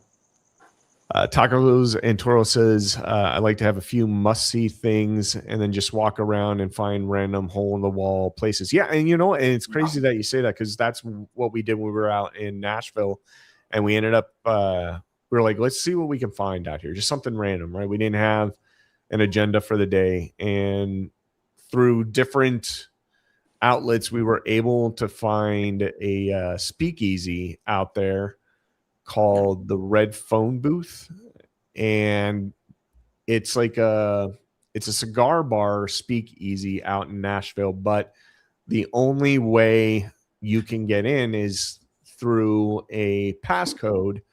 So they have one of those old like British red phone booths, you know. That's fun. And the only way to get into the lounge is if you actually have the code and you go into the Red Phone Booth, you type in the code on the phone dial thing, and the back door opens up and it leads into this pretty large, spacious cigar lounge there, which was super cool. And it's one of those things again that you just, unless you were really digging and trying to find different things to do, you could watch, like you're watching people walk by this thing on the street and they have no idea what it's for, what's in that room. They're just walking by it because they don't know any better. But it's always cool to find those speakeasies. I'll be right back. I gotta go get another cigar. Yes, sir. That's why one of the best. Have a nice pan. I think you meant plan. Yeah. Be open. Yep, plan. There she. What was there was a chat of a couple of back that was talking about some verse in Luke. Did you see that? Luke 12:22. More on money and finances, more specifically Luke 12:29-31. Well, here's 22.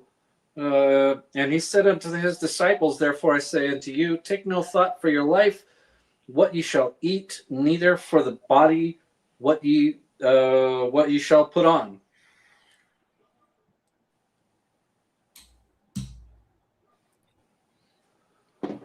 So don't think about how you're going to get to Japan.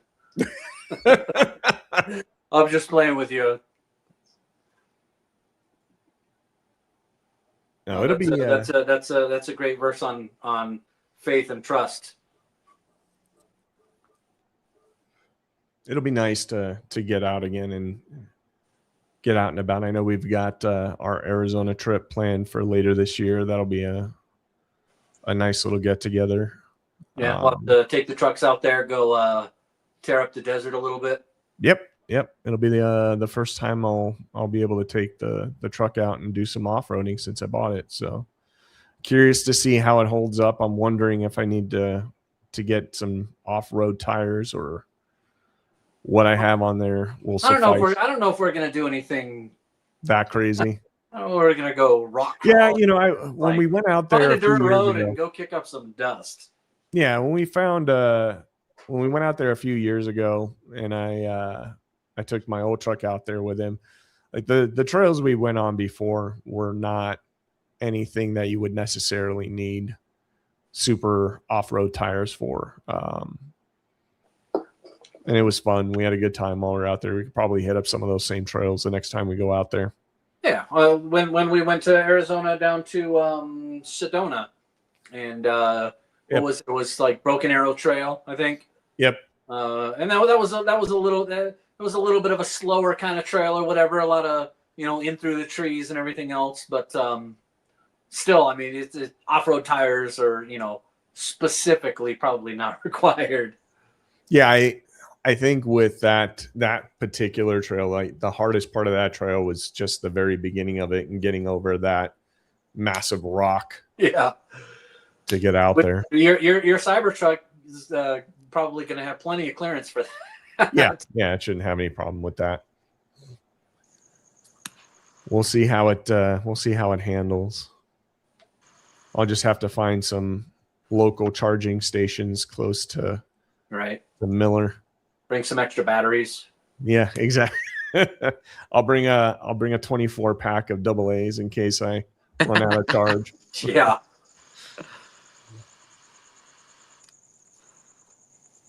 All right, I'm going to go grab a smaller stick here, gentlemen. I will be right back. Feel free to keep the conversation going.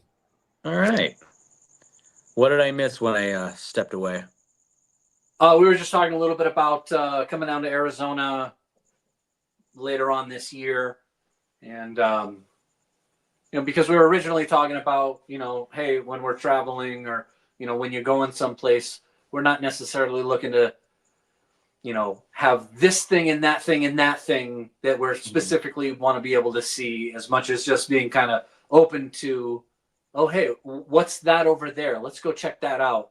And I was talking about, taking the trucks down there and finding some dirt roads and kicking up some dust.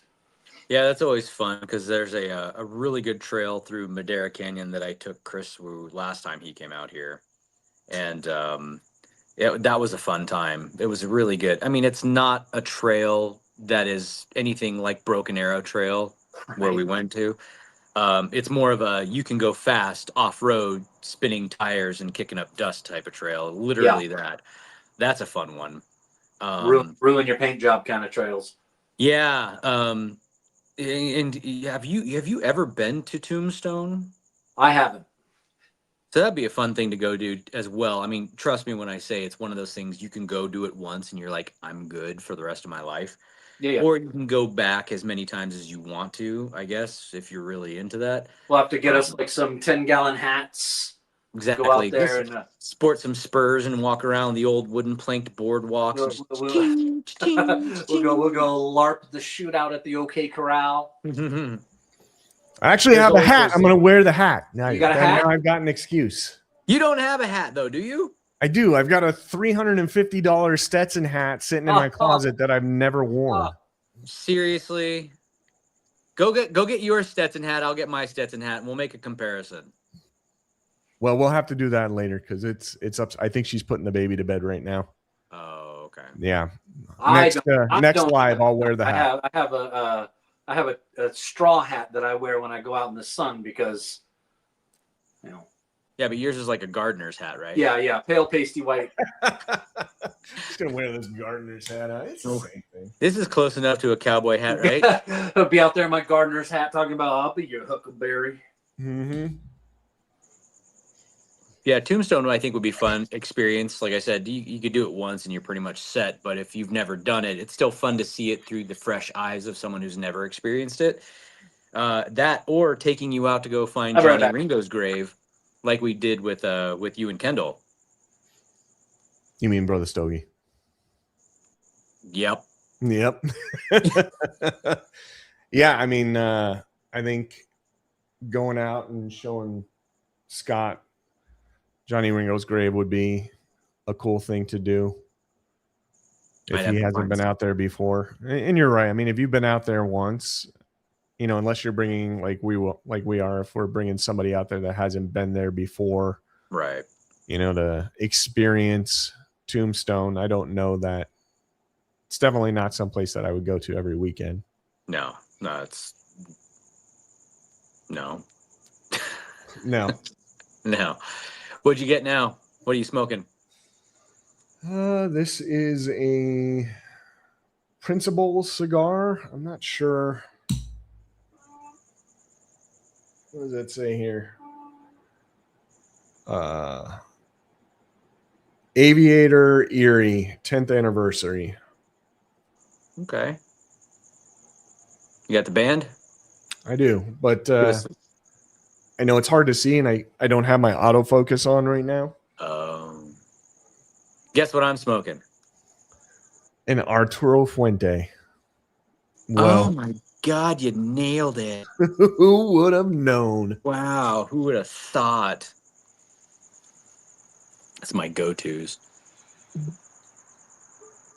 Honestly, the biggest, I love trying new cigars, but I'm always worried every time I try a new cigar because you never know how they're going to perform. And so many times I've tried out a new cigar and it just performs like absolute shit. It'll either not stay lit or it burns funny in canoes or tunnels, and I just all the weird things.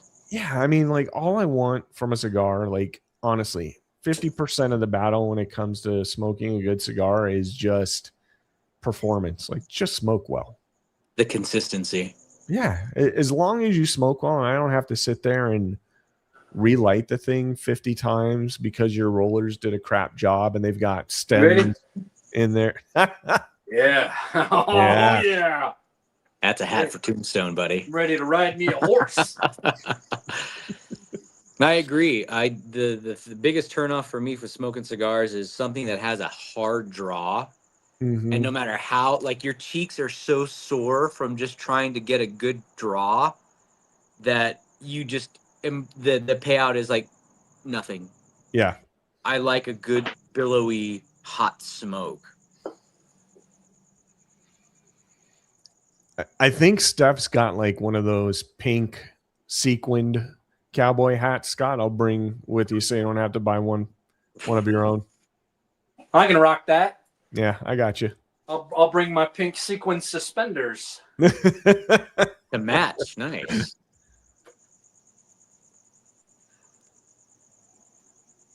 I wonder if that'll be fun. I was telling Miller we'll have to go down there and cosplay. Yeah, I wonder if the town drunk is still out there, if he's still alive. No. Does anybody remember? Do you remember what his name was? I was going to say, is anybody, but Scott wasn't there. Do you remember what that guy's name was? No, God, that was so many years ago. Oh, man. That guy was a riot. Yeah, he was. This guy was... Go ahead.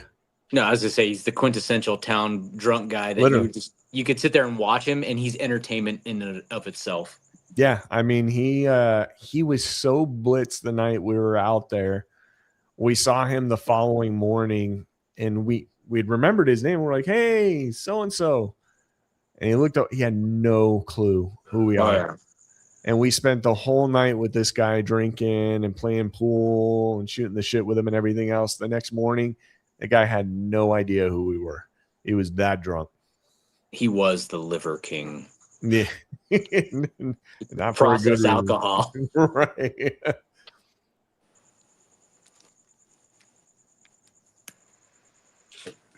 See, I touch up even my good cigars every now and then when I start to see them go a little wonky, but it's not much. It's just hey, get back on track. Yeah, I won't let it go too long and burn too funky. But I hate having to sit there and relight because then the cigar starts to heat up, and before you know it, it's all soft and soft and hot.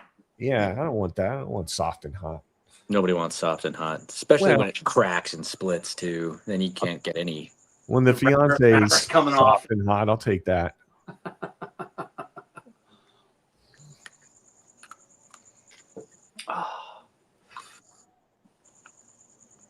Yeah, that'll be good. That'll be good stuff out there.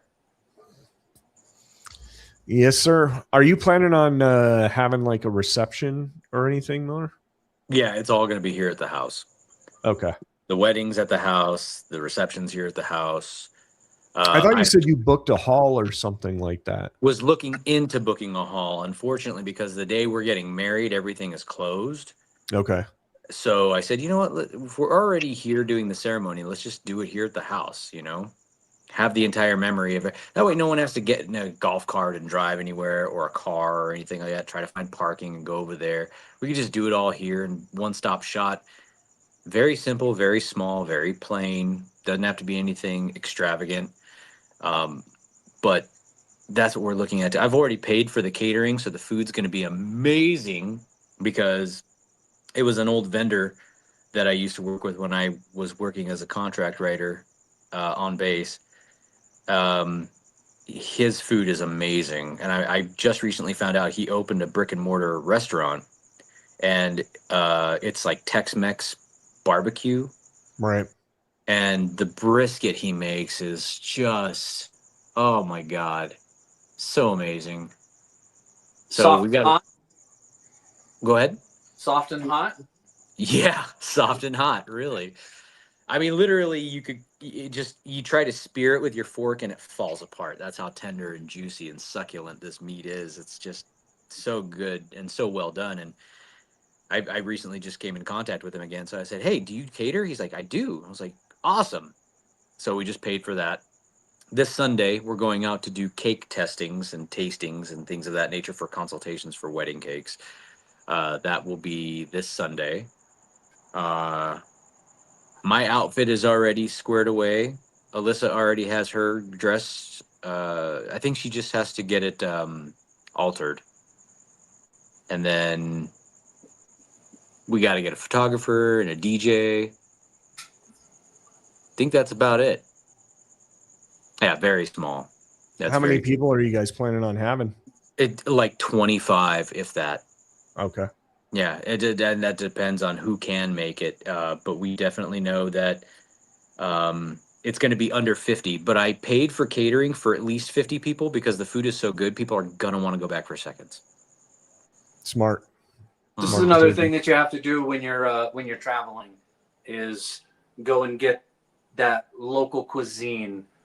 You're going down to the south. You got to go get some Cajun food. You going to, going back east or wherever. Going to Japan. Don't be looking for a Big Mac when you're in Japan. No, yeah. Japan was great because the sushi is everywhere and you can walk into 7-Elevens are very prevalent over there. They're everywhere in Japan. And you could walk into those places over there and get like gourmet cuisine style sushi, and it's amazing. I wouldn't do that here in the States. It's not Not it's not out on the front counter on the roller that's been going next to the hot dogs. right. Yeah, no, that's definitely a different thing. But yeah, Japan is great. That's where we're honeymooning this year too. So, as though I have been, the fiance has not. Once again, experiencing it through her eyes is just going to make it that much more entertaining for me. Again, it's a great time. Yeah, it'll be nice. Have a nice like smaller wedding. You don't have to worry about getting out of, whatever hall you're renting by a certain time and kick everybody out, and those things can be a pain in the butt. You don't need to do a giant production. When we got married, it's just like, hey, get like 20 people together. Yeah. Maybe some more people will show up at a reception or whatever, but just keep it small. I mean, there's no reason to, and I'm sure there's probably people who would disagree with this. There's no reason to go into $25,000, $50,000 Right. for, whew. Yeah. Small, intimate, still has this some traditions and of the ceremony and things of that nature that we're doing. friends and family, because we know that these are the people that actually care, who contact us daily or if not weekly.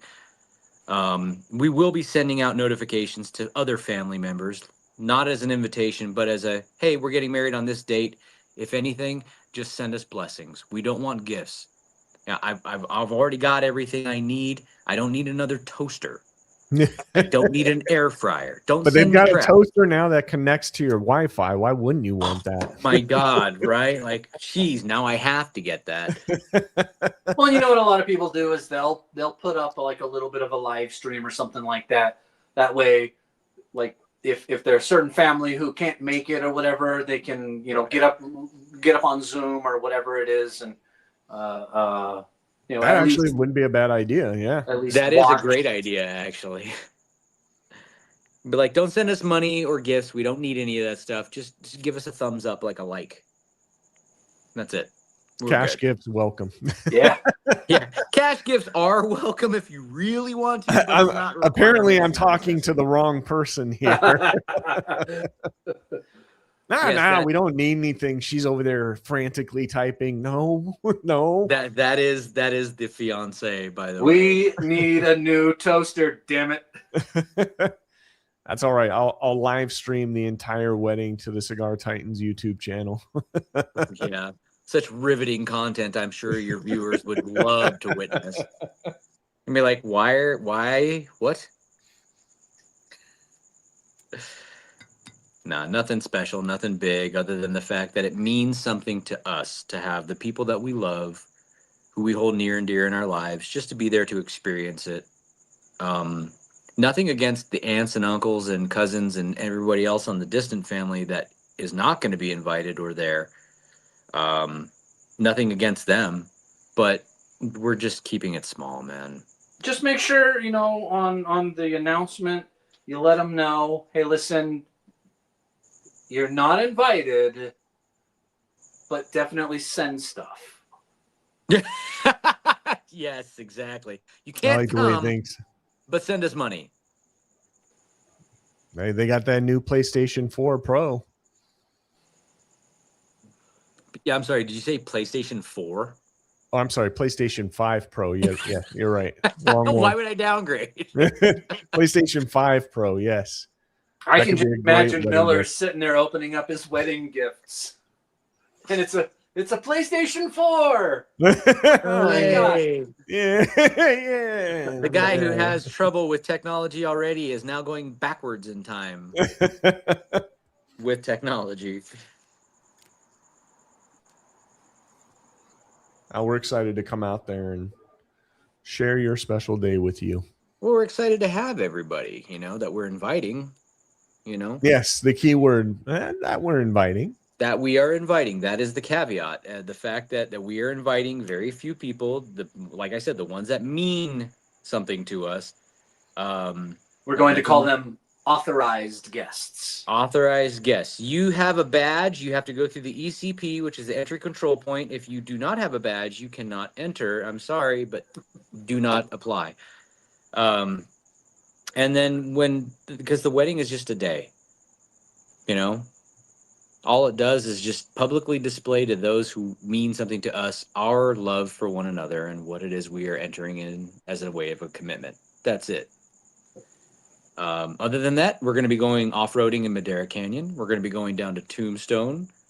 We could do other fun stuff with our time. I'd rather, again, this is a generational difference between our generation and the younger kids, but I'd rather have the experiences with you guys because I look back on those memories with great fondness and love rather than go, oh, look what they bought me for this moment. Right.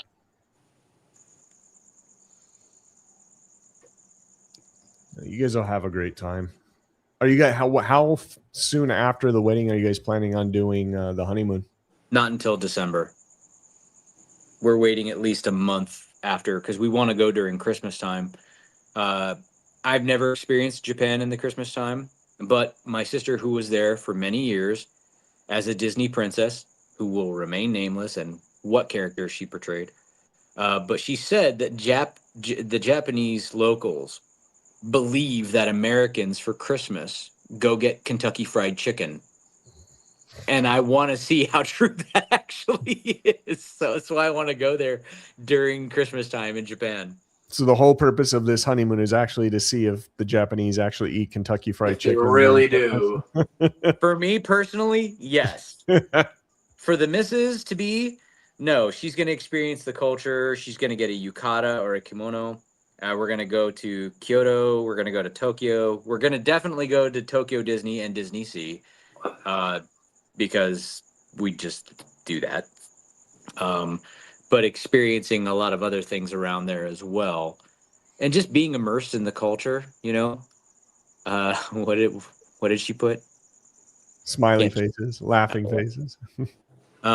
Just to experience the Japanese culture, it is such a great culture of respect outwardly that they respect the public transportation there. There's no graffiti, there's no carved I hate X and XX on seats, plastic windows, nothing. There's just, and I've always said this, on public transit, whether it's buses or trains, there's a specific section where the elderly, the disabled, pregnant women, people of that nature, it's a designated sitting area for them. And even during high traffic hours, during these commutes, nobody sits in those sections unless you fit that description. It's not like, oh, well, no one's sitting there that fits that description. I can sit there now too.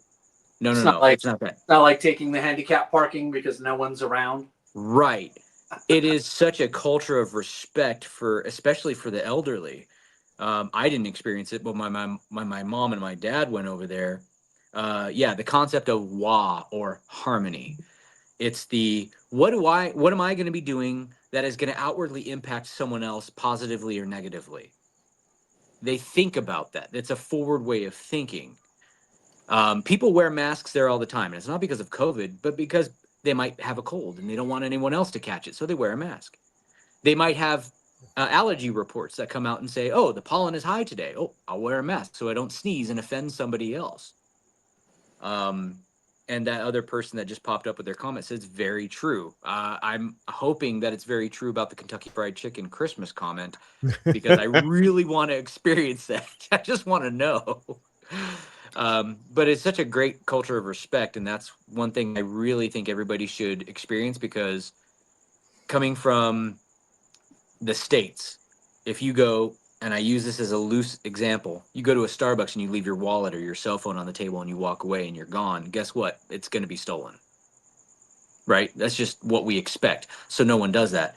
But if you absent-mindedly in Japan leave your wallet or your personal effects on the table or whatever it is, you walk away, you come back, they are still there because it's not theirs. They don't touch it. They don't mess with it. And they figured the last place that person lost it, they will come back to that same place to retrace their steps and they'll find it. And as long as it's there, they're fine. Right. Isn't that a beautiful thing? Like to think about society can harmoniously interact with one another like that? It's called high trust society. It didn't used to be all that different in America. Well, you remember back in the day, I mean, I think we're all old enough to remember this. You know, we all grew up in the 80s. You could go to a gas station and you would actually pump your gas first, and then you would go inside and pay for it. I remember that. You know, there was definitely a lot more trust back when we were growing up. That was before it was $7 a gallon. Right. Yeah. Well, before it was $7 a gallon. Do you guys remember when it was like the lowest I remember seeing it in California was like 95 cents a gallon? And this was like 1995. I think the lowest I ever saw it get down to was like 89 cents or something out here. There was one time in the early 2000s when it dipped again. And it got under $1 for a very brief period of time. But those days are long gone and never coming back. Oh, God, no. Never coming back. Yeah. Just make sure that you learn all of the Japanese swear words. That way, when you're out there and you're doing your nuisance streaming, you can just shout it. Just, ah! Yeah. I don't know any. So, I mean, if I knew some, I would say it. But this is as close to the streaming that I get, and it's through conjunction of Cigar Titan. That's it. This is the only person. I don't do technology anything. I don't. Yeah, those nuisance streamers. I've been seeing a couple of videos on YouTube with a few of them getting busted. I think one of them got busted in some Asian country, the Philippines or something like that. And then another one got busted when he was out in South Korea. Was that the Vitoli guy? The Vitoli one, I think, was the Philippines. Yeah. I could be wrong, but I think that's where it was. And then the Johnny Somali, I think is his name, was the South Korea one where he was out there and he was doing a bunch of that nuisance streaming and just thought he was going to get away with it. And now he's doing, I think, like a year. He originally got sentenced. I was watching this video. He originally got sentenced to 6 months of hard labor in Korean prison. And then he wanted to appeal it, not understanding how the laws work out in South Korea, but their appeal process is 6 months. So they said, okay, well, appeal in 6 months. So but this is the thing. So he has to serve his 6 month period. And then he has to wait after that now for the appeal. And if they deny that and he gets more time now, he'll have to serve more time than he did originally. So he just all but screwed himself out there. And I love seeing these guys getting what's coming to them. I hate that nuisance streaming, people going out and causing trouble for shock value because they just are trying to get views, and that's the only thing they come up with that's like an original idea. Or are they genuinely obnoxious because they just don't have this sense that God gave the common dog? Both. I think a lot of them are just very self-entitled, narcissistic people who think they can go out there and do whatever they want, and because people are liking their posts on their streams, that they're not going to get into any kind of real trouble. But that's just not the way it works in other countries. You may be able to get away with that shit out here, but you're certainly not going to be able to get away with that shit in these other countries. Again, case in point, the difference in cultures and freedoms from other countries, from America. See, we went full circle. We brought it back. Where's the aliens? Brought it back. Where are the aliens? There was another nuisance streamer that recently ended up getting arrested. I can't remember what his name is. He's a white guy. He's a nuisance streamer, but he goes around and he'll deliberately like use the N-word and call people different. Are you talking about? It's like Chud the Builder. Chud the Builder. Yeah, that's it. Chud the Builder.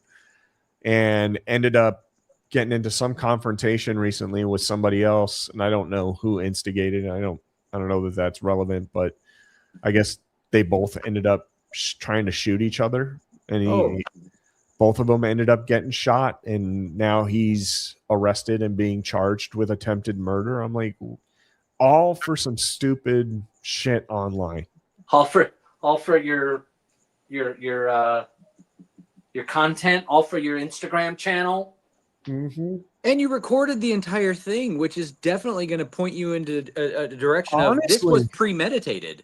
I with what I do for work, I have a lot of interactions with law enforcement, and the best thing is that so many people record their crimes these days that it makes it so easy to get an arrest and a prosecution because you're out there committing a crime. You can't deny your own evidence. Yeah, exactly. You're out there committing a crime. You're posting it to the internet for everybody to see. It just makes our jobs a lot easier. So Americans are very loud. You can always find us overseas. Oh, yeah. Obnoxious and just belligerent. Just why?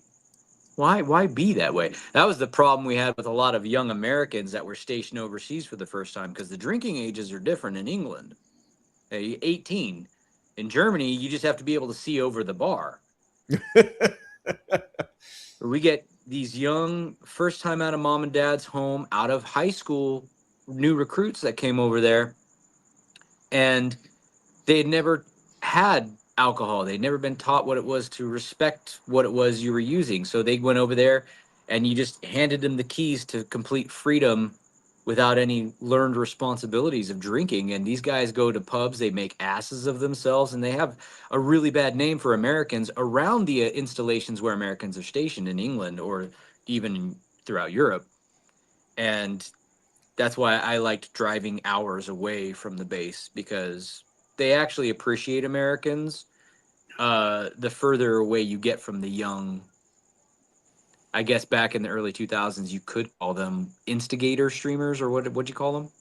Oh, nuisance streamers. Nuisance streamers. They're basically nuisance streamers, not recording their own demise. They're just nuisances. Yeah. You know? Well, you think, I mean, and that's the problem, is a lot of these American cocky nuisance streamers will go to other countries and think that because they're American, they're untouchable, and that the rights they're afforded over here apply regardless of where they are in the world. And that's just I'm an American, not I the have case. rights. You clearly don't know that you can't go do that. Yep, and that's how you end up in a South Korean prison with hard labor. Or a Russian gulag taking hot dicks to the throat. Oh, oh my. Too bad, so sad. Nobody wants that. No one wants that. Most people don't want that. Well, and the sooner... I gotta change the most people don't want that. Well, more, and I think they do. They need to make more of this stuff public, right? Like, you need to see more of these particular types of streamers actually being held accountable for the ridiculous shit that they're doing, so that there isn't a line of people behind them waiting to do the next thing. And it always seems like it's inevitable, but at some point in time, it's always going to escalate to where you're breaking the law or somebody's getting hurt, because you're always trying to one up the last dumbass thing you did online. And so you're always going to try to be more edgy and, you know, try to be the guy that's out there taking the risks and doing the dumb thing, and somebody's going to end up getting hurt, or you're going to end up breaking a law, and those people should be held accountable for that. Well, you know, maybe this is a good use case for AI content, right? You can you can make your AI nuisance streamer, right? We don't actually have to, you know, send our morons over to different places to go piss people off. Yeah, that's a very true statement. I remember back in the early 2000s, or maybe even late 90s. Remember gosh, she was so attractive. What was her name? Brooke Burke. Yeah, I think was her name. She Okay. was on like the Travel Channel, and she went to different places, and she talked about the culture and things that people experienced, right? Well, those Travel Channel shows were over 20 years ago, right? But they did talk about a lot of those key points which we're addressing now, where they're talking about this is what you do and you don't do. Well, we don't have that anymore accessible to these younger Gen Z or Gen Alpha kids that are doing weird things like that. And it's sad, because it was great information that you could watch on television where they went and experienced it for you. And if you did travel there, you could be like, oh, I could refer back to this and know, because I saw that this is what you're not supposed to do when in a foreign country as an American. Like, you can't go there with this sense of entitlement chip on your shoulder and expect them to be like, oh, you're an American, you're untouchable. Well, I don't think they care. I don't think they're particularly interested in finding out what are the social norms, what is the culture over here, Yeah. what are the behavior standards, because we Very valid. don't really have any of those anymore. Here. Standards have dipped so hard. those guys Those are guys in are YouTube. weird. Oh yeah. I missed it. Which guys are we talking about? Maybe the Vitoli guy or the other people that got busted. Maybe. Which guys are you talking about? Yeah, I don't know. I don't know, that type of content is trash and garbage, and it's only done for shock factor. And Yeah. the sooner it's gone, the better off society will be. Because I feel like that would be the first thing that I would be looking at is like what are the laws of this other place where I'm getting ready to go travel to? What is it like over there? I'm not trying to go I'm trying to go piss off some other culture, or you know what I mean? Like, well, that's how normal people I'm coming think. to be a guest in your home. You know, I'm not gonna walk in the door and crap in the corner. And that's what normal people think and do. Is that normal? But when you get addicted to that rush of, having thousands of people on your stream and everybody's, egging you on and encouraging you to do the next stupid thing, you almost get drunk with that type of attention, and then it's like a drug. You're constantly seeking that type of notoriety, and that attention, whether it's good, bad, or indifferent. Well, I think the combat that the solution for that is that every single one of these platforms, YouTube, Instagram, whatever, they need to just demonetize all of that. Demonetize your stream, demonetize your channel. There's no incentive to do it. Right. Public floggings. That's what I'm in favor of. Yeah, when did we get rid of the public execution thing? Like, why did that fall out of fashion, considering the fact that it worked? You publicly flog a few of these people, and I promise you'll see less and less of this in the future. Wasn't there somebody years ago? I want to say it was like in the 90s. Some guy went to some foreign country. It was in Singapore. Graffitied a bunch of cars. That's it. Yes, and then ended up getting publicly flogged. He got 8 lashes with a cane. Yep. And everyone's like, oh my God, he's an American. This is abuse. Like, he went there and did stupid. Is it abuse, though? I mean, is it? He FAFO'd, did he not? FAFO'd, absolutely. I don't know that that's abuse. Yeah, that's really not. That seems to me like the punishment fit the crime. So my understanding was he got flogged 8 times with the cane, and it was across his backside, like his butt. Like you were being whipped by your dad when he got home. You're getting spanked. Got spanked. I had worse spankings than that in my time. Yeah. I've had spatulas, shoes, whatever's belts, close and available. a remote. we need a VH1 episode. Where are they now? Yeah.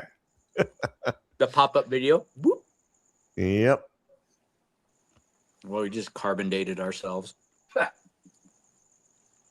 Singapore, man, I didn't remember all that. Good grief. But that's what you should expect when you go to someone else's country and you act a fool. We got plenty of people acting the fool out here in our own country that we should absolutely be doing more about, but we don't. Yeah, it's true. It was so Steph went out to LA yesterday for her headshots, and nice. she was telling me, she's like, well, I got the full LA experience. I'm like, oh, what do you no. mean? She's like, well, while I was out there, I saw a lady who was butt naked running around downtown LA in front of cops. I was like, what did the cops do? She's like, nothing. I'm like, yeah, it sounds about right. That checks out. Welcome to LA. Yeah. She's like, well, why wouldn't they just arrest her? I'm like, because they don't want to grab her naked ass and throw her in the back of a squad car. Like, would you want to do that? Yeah. Like, would you want to do that? No. Well, that's an immediate lawsuit. Giant wooden spoon on the backside. Yeah, exactly. Yeah. With holes drilled in it for better aerodynamics. That's right. I used to have to pull switches off trees back in the day. Man, those things were like. Yep. She said that there was a guy sitting in his car, and I guess something had happened between him and his girlfriend, and the girlfriend was kicking his car window until the car window broke. I was like, and you saw that in a day like that? That's pretty good. That's not as much as I thought you would have seen going out there, but That's definitely a taste of the LA experience. Well, at least she didn't get Harvey Weinstein couch casted. So Oh that's, boy. at least she avoided that. Yep. LA's a mess, man. End of sentence. It's just LA's a mess. It's a fucking mess out here, man. And we keep voting for the same thing. I don't know. I don't get it. People who want to live out in LA, like, man, why would you want to live in LA? Well, because the beaches, the mountains, Disney. Even the beaches aren't what they used to be anymore. I mean, you go down to like Huntington or Newport or anything like that.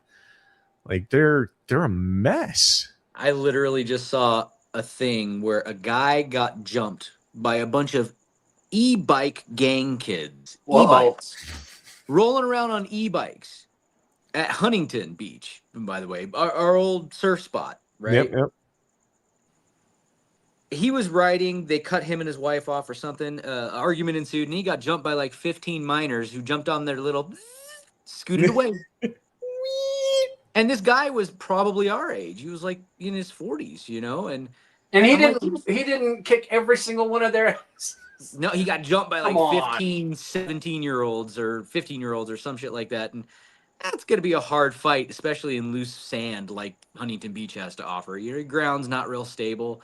He didn't look like he was in the best of shape for his age. No, all you have to do is just be like, look, a Pokemon. Get your Pokemon Go. Yeah, these kids are just running around. And I was like, that's Huntington, man. Like, that used to be such a cool place to go. Now it's like, I don't even want to take my kids there. It used to be that you could go to the beach and, put out your stuff and, hang out, have a nice day. And people weren't walking by you, kicking sand all over, on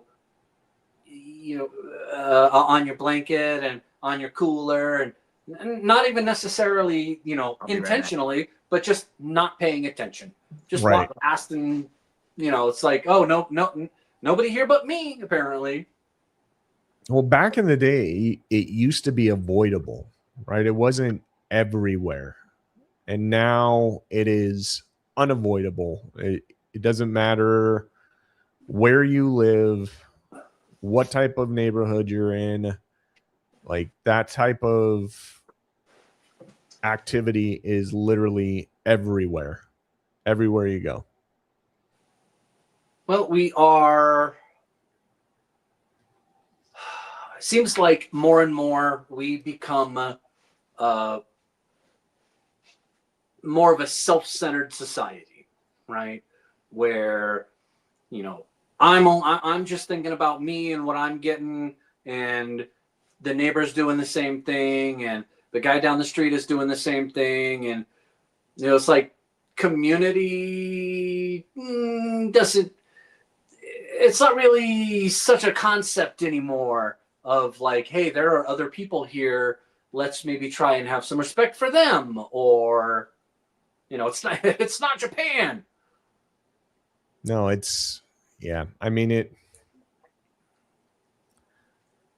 it's hard to say, to pin it back to one problem, but it starts in the home, and how these kids are being raised and what they're being taught and what is deemed to be acceptable and what is not. And you end up with a bunch of just badass kids that are out there causing a bunch of trouble. Again, looking for clout or whatever it is, they can get. Some fight breaks out. Somebody gets hit by a car. There's a car accident. There's more people standing around the car accident with their cell phones on, recording, than there actually are people trying to help the people that are hurt. Nobody's calling the ambulance. Everybody's getting a post. Yeah, exactly. Because everybody wants the next viral video. Look what I saw. And realistically, the only fix for that is, probably each of us just paying attention. Just show a little respect. Yeah. And that's one of those things that when other people see you showing respect, then it's contagious. Or you hope that it will be. I mean, nothing's perfect. Right. Yeah, well, I mean, things have changed so much in such a short period of time, even since we were growing up. I imagine the world's going to look vastly different by the time, like, even my daughter's old enough to be a teenager. And, you know, it's like, how do you prepare them for a world that doesn't exist yet? Well, and I mean, obviously it's a vastly different world. There it is.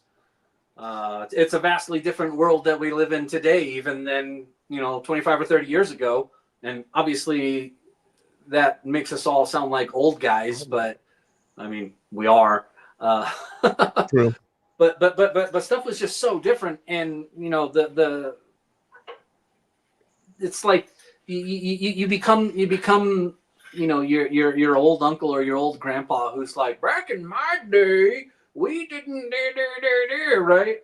But it's true, and you look and you go, oh, all of this, you remember when music was good? Yes. And just like, oh, you remember when you could walk down the street and not be, harassed by somebody, or, oh, you could go for a walk at night. Oh, you could leave your doors unlocked. Yeah, those days are gone. And what will it look like in 20 years and 30 years? Yep, very different than it does today, for sure. Well, gentlemen, we are at 2 hours and 16 minutes. We can probably wrap this up. It has been quite a long stream, but I think, what's that? Had 4 cigars. Yeah. I think we've got most of the kinks figured out. We can probably talk about what this will look like differently in the future, and if we want it to be a little bit more structured, and maybe we run some polls and contests along the way. I was thinking about that while we were doing this today. But we ready to wrap this up? If you really wanted the fireside experience of what we typically talk about on our FaceTime conversations, I think this was definitively how it flowed from one point to the next. Yeah, we're all over the damn place. Yeah, that's about our conversations, though. That's just how they flow, though, just naturally. And we didn't hardly touch on anything. That's right. We barely even talked about aliens. We said a lot about nothing. We just complained. If there was one message we wanted to land today, it was nothing. Yep. And we nailed it. I like the engagement, though, with the comments, and then it kind of like helped push the conversation to go in a specific direction, talking about any one thing. So when people got engaged with the comments, that was always fun. Yeah. Yeah, well, this was very impromptu, and we just kind of went live without any warning or any structure or anything like that. And so we'll iron it out as time goes on. You got something, though. That's true. That is true. But we'll go ahead and we'll wrap it up here. Gentlemen, appreciate your time tonight. I love these chats, and it was cool to get online and share this with the rest of the group. Of course. Been great listening to you guys bullshit. We appreciate that, Tacos and Toros. It was good having you on with us tonight. Absolutely. All right. Well, until next time, I promise we will send out a post that'll let you guys know the next time we're planning on doing a live and a time and everything, so that we can plan around this a little bit more appropriately in the future. But have a great night, gentlemen. You too, sir. Thank you so much for having us. Appreciate it. Good night, man. All right. You guys take care. All right.